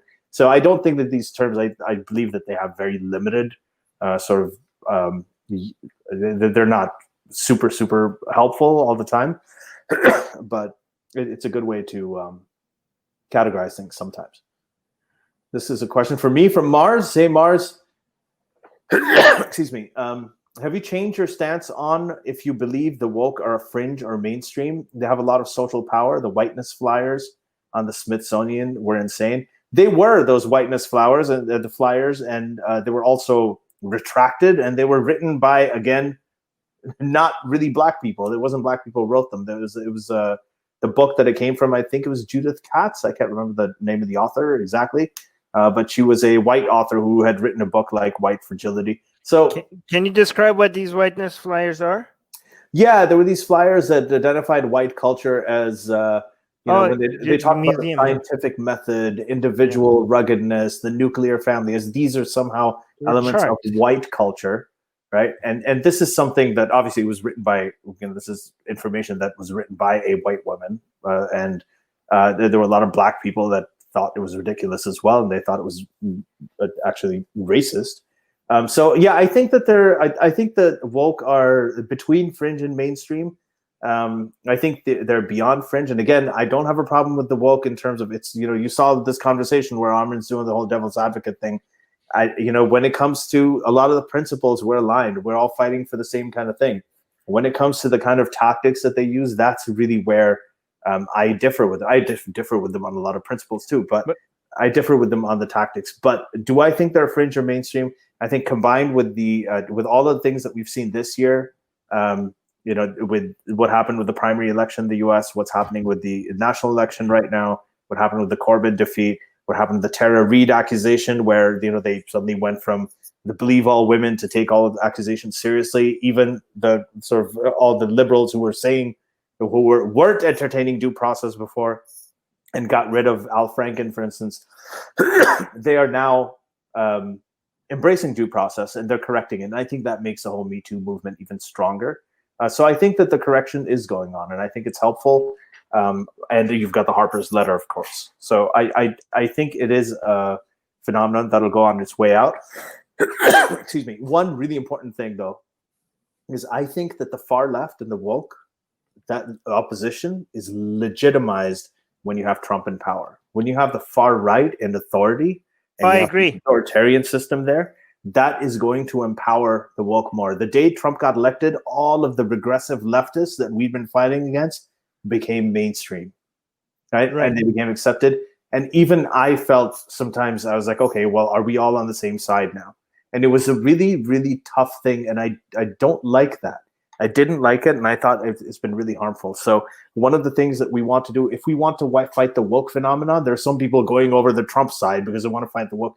No, if you go to the Trump side, you're going to empower the woke. That's why they are so powerful right now, the way that they are. Actually, can I say I agree with what you just said so much, because I'm hoping, this is not a prediction, this is just hoping, okay? Because I don't want to predict something and then people are like, oh, you were wrong. I'm hoping that if Trump loses the election, this is going to take the wind out of the sail from for a lot of the woke movement. Yeah, and it's always happened this way. Anytime you have a sort of an extremist left or extremist right side in power, I mean, it legitimizes the extreme on the other side as the opposition. When you've had secular dictatorships in the Middle East, who rises up in the vacuum? When Mubarak comes down, Muslim Brotherhood gets elected, right? It's like that everywhere. And that's why it's not a matter. I don't necessarily have a problem with certain extremes. All revolutions start off with extremists, as you said, or your woke alt character said.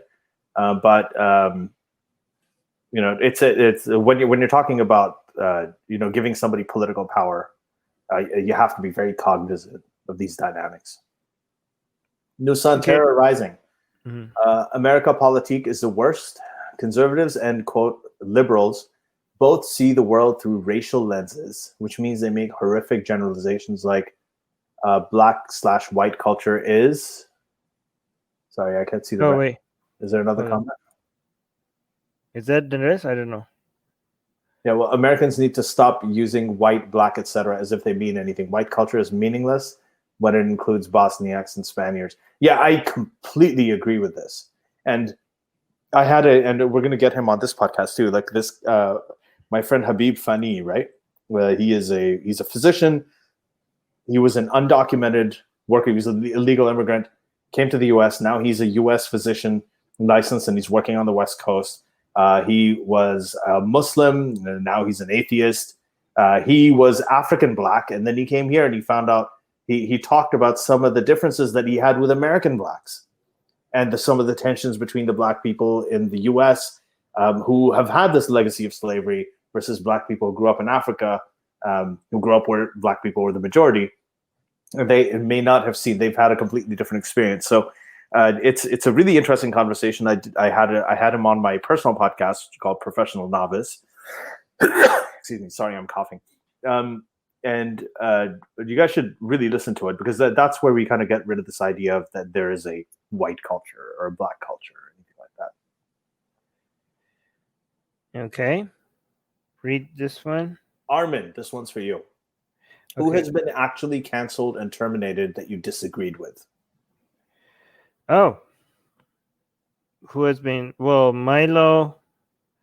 I mean, a lot of them. But hold on. A lot of the people. Milo, does he have a Twitter account? Let me look him up. What's his Twitter?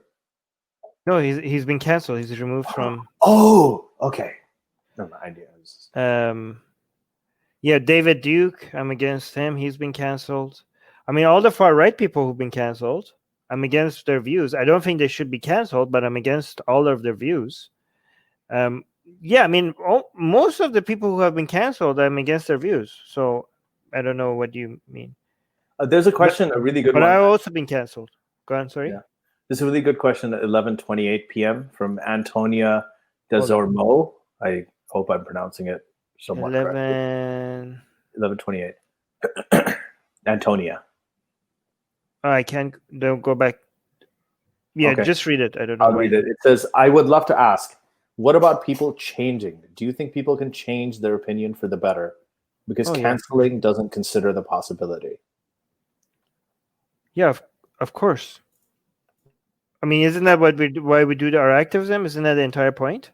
Yeah, I have something kind of important to say about this. Is, when they say, well, you're going to get rid of the Confederate statues, but what about Christopher Columbus and what about George Washington and all these?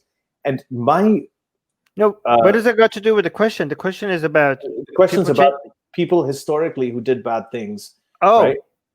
Sorry. Read the question again. Sorry, I misunderstood the question. Says, I would love to ask, what about people changing? Do you think people can change their opinion for the better? Because canceling. But what's that got to do with the?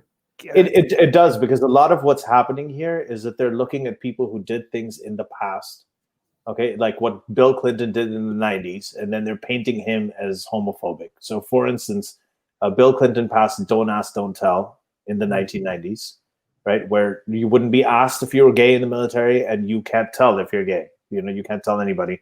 And the reason for that was to allow gay people to serve in the military. Like, nobody's allowed to ask you who you are. At that time, that worked. It was a pro-gay thing. Now it's an anti. Why can't you tell anybody? Why can't you come out? Why can't you be who you are?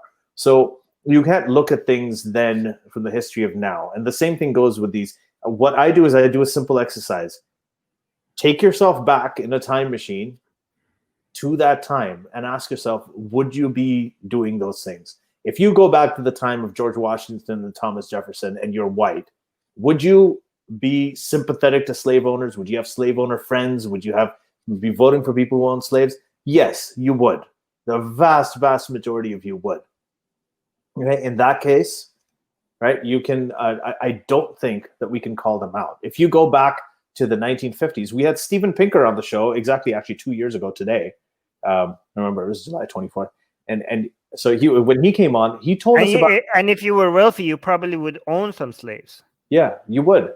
Now, Steven Pinker had said, like on this show, he said that in Norway, I think it was Norway, one of the Scandinavian countries, or maybe it was all Scandinavia, they found out that the people who were homophobic in the 60s, okay, the people who did not want gay people as their neighbors in the 50s, the percentage of Scandinavians who did not want gay people as their neighbors is higher than the number of Muslims today who say that. Okay? That shows you how people change, how entire societies change. So yeah, this aspect of cancel culture, of going back and finding out what someone did in the 70s or 80s when things were completely different. I always give that racist uncle at the Thanksgiving table, I give them a pass if they're like 80 years old or 70 years old and have certain attitudes, and they can't get down with trans rights, and it took them like 20 years to become okay with gay rights. I'm not going to cancel them. I'm like, okay, you just got to one thing. It's all right. It'll take you some time. I'm going to address this next question by Will Philly. Will Philly. I don't know. Will. The question is, go read it. Sorry, I don't know who's reading. Okay, he's saying, are there people you think? Are there people you think should be canceled? Well, here's the thing, though. Okay, so canceled means different things. It depends on the platform, right? If you're talking about public, I think there's different lines that I support by different places, right? When we're talking about the government getting involved, the line should be outright specific call for violence or any form of con, right? So either again, let me put the different categories, right?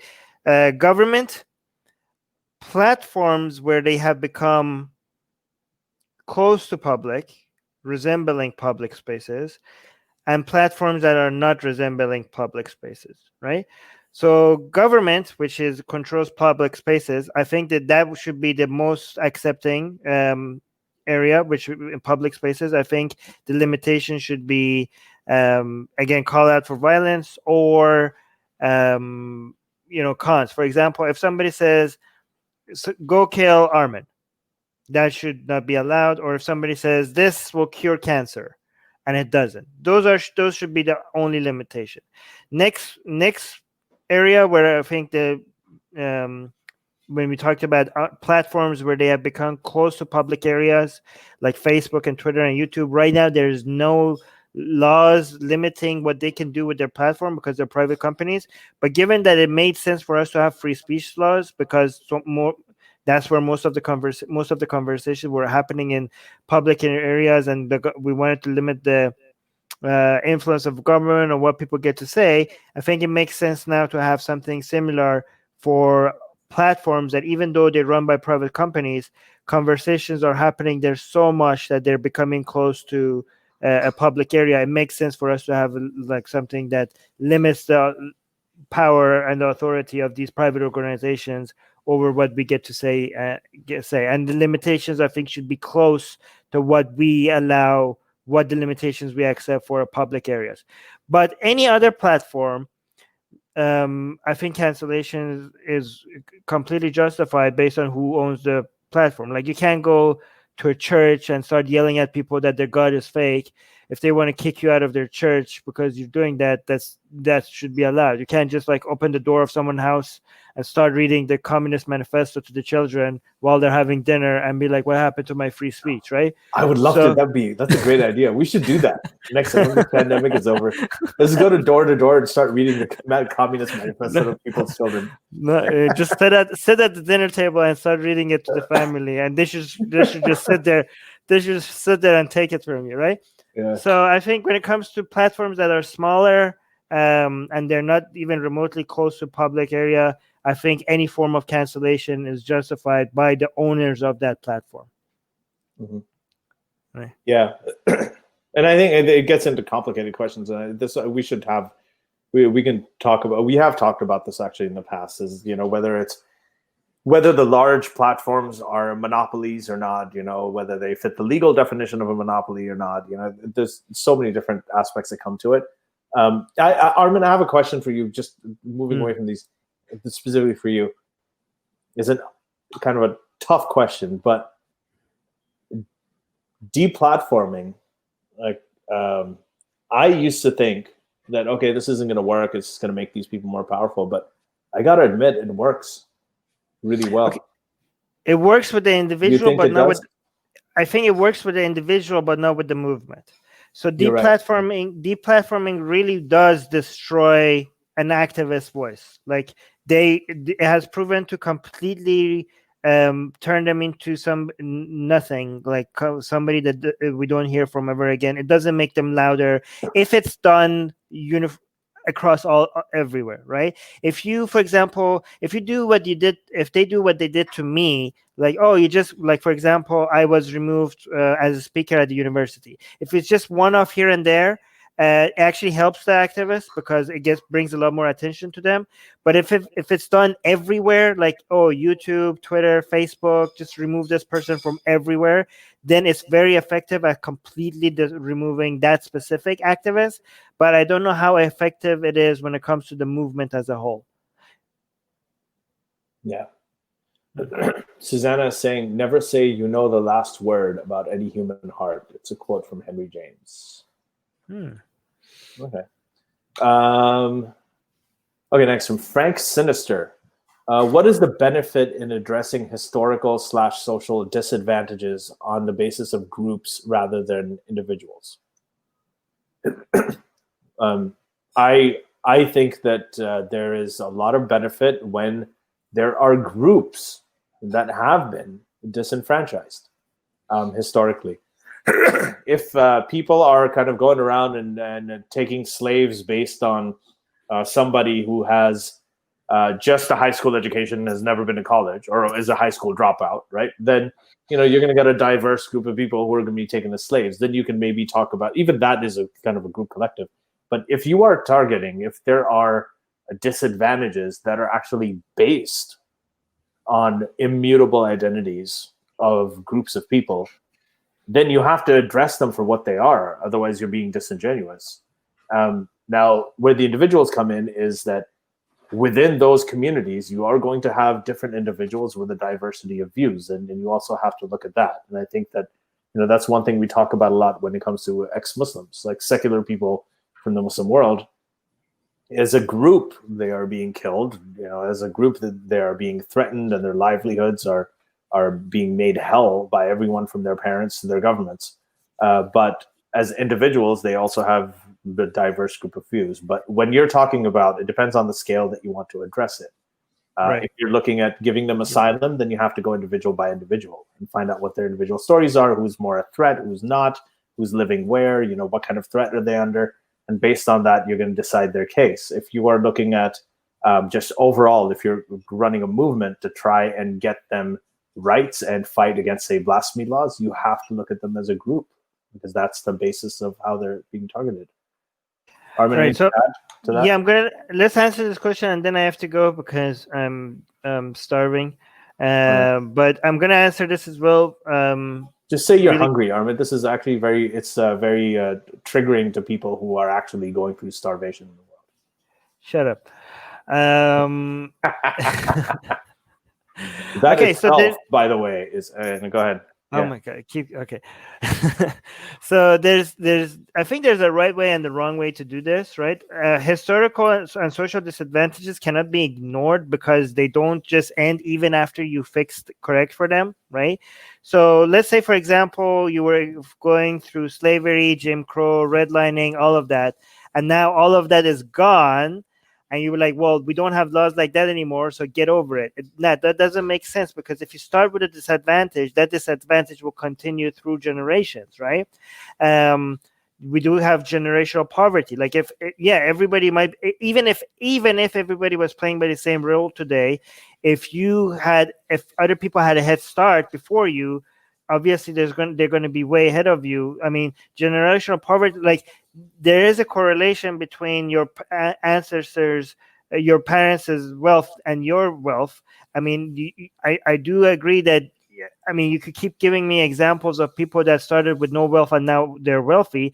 Those are just anecdotal evidence. The number one indicator of how wealthy you are is your parents' wealth. It's not just a correlation; it's also a causation. Right, so you can't deny that generational poverty is the main thing. You can't be like, oh well, if you work hard enough, you're going to be outdo that. No, that is still and is the number one main indicator of how much you're going to be succeeding in life. Your parents' wealth. So, and this generational poverty is not just going to erase itself after not one generation, 2 generations, not even after 10 generations. We're not 10 generations away from slavery. We're not even 3 generations away from slavery. Obviously, that's going to have a continued effect on people today, right? So you can't ignore that history, and no, people can get over it. You do need to acknowledge that. That's the right way to acknowledge the impact of history.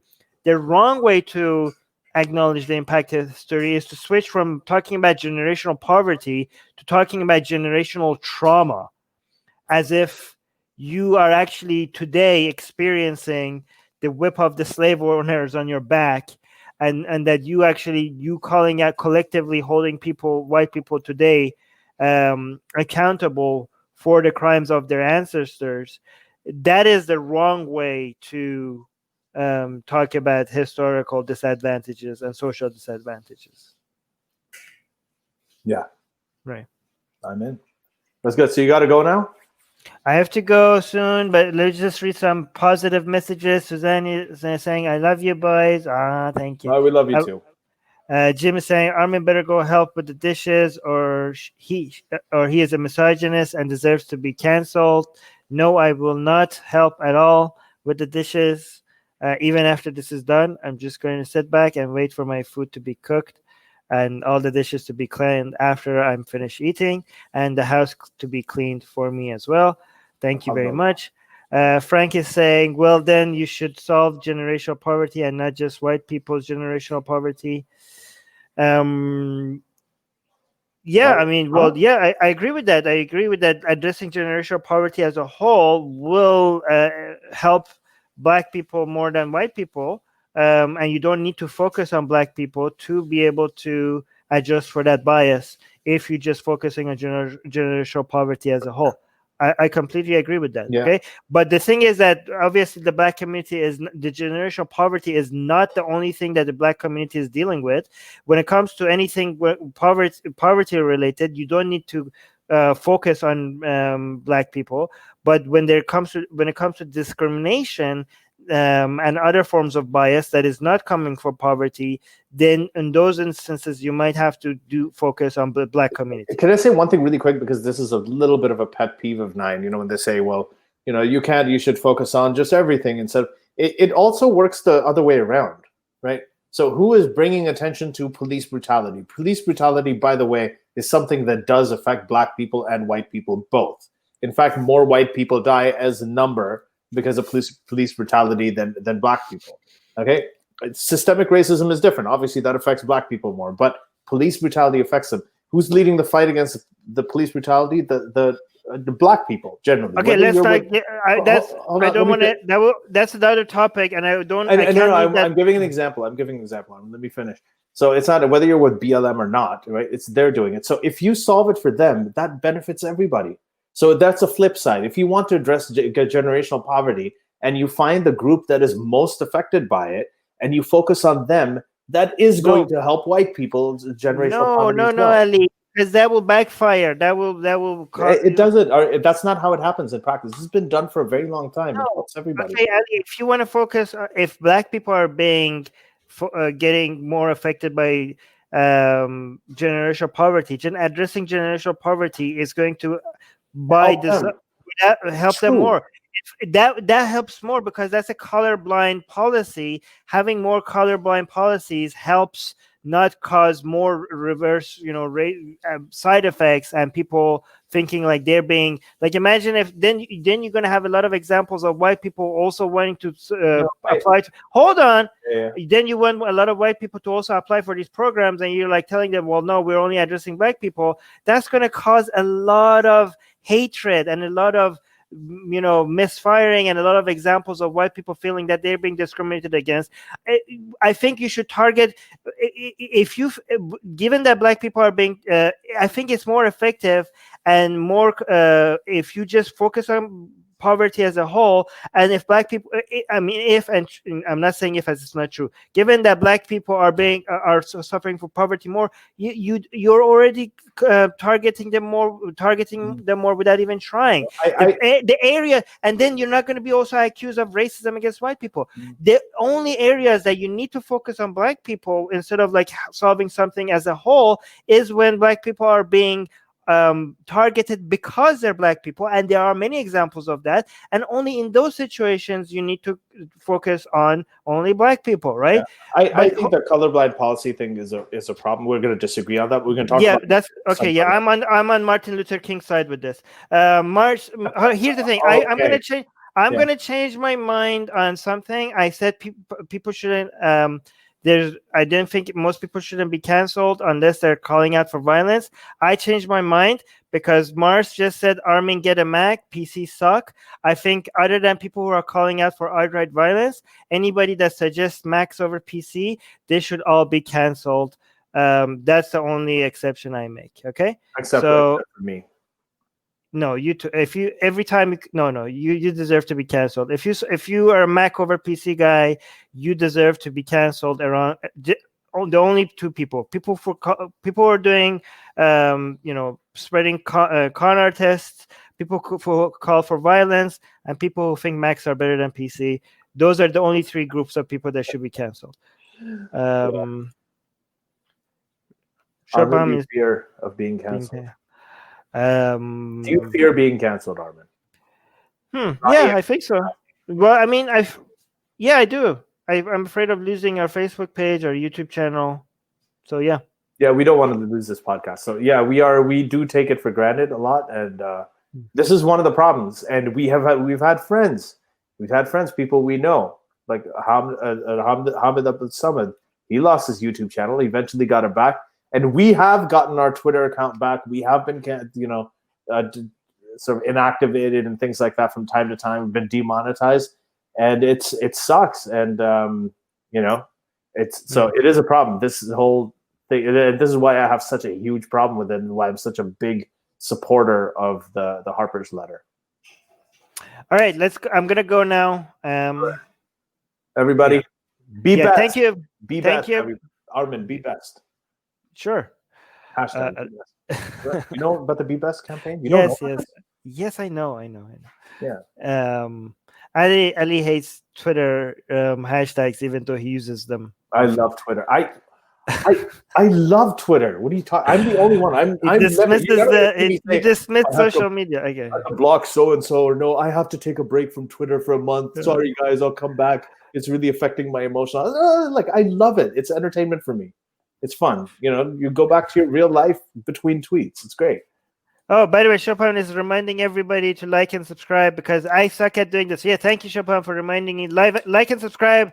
Go to our Facebook page, YouTube channel. Follow us everywhere.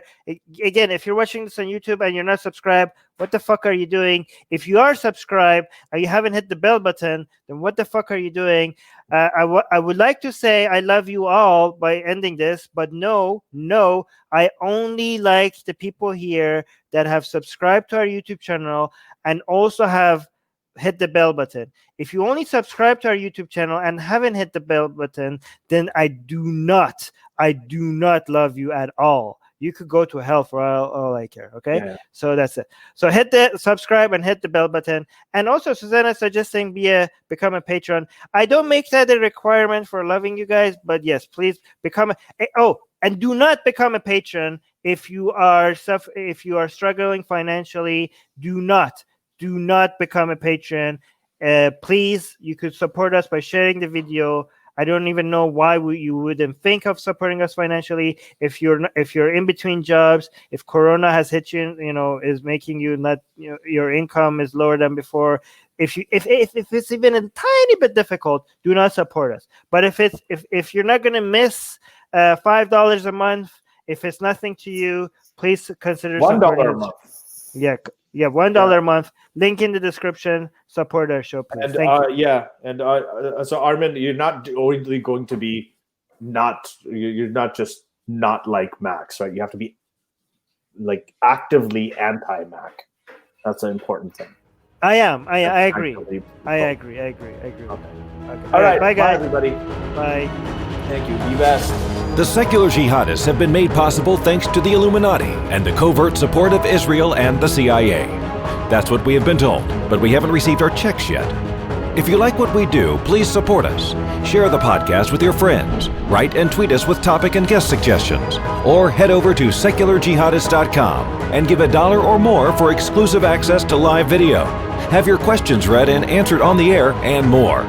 Till next time, may the flying spaghetti monster be with you.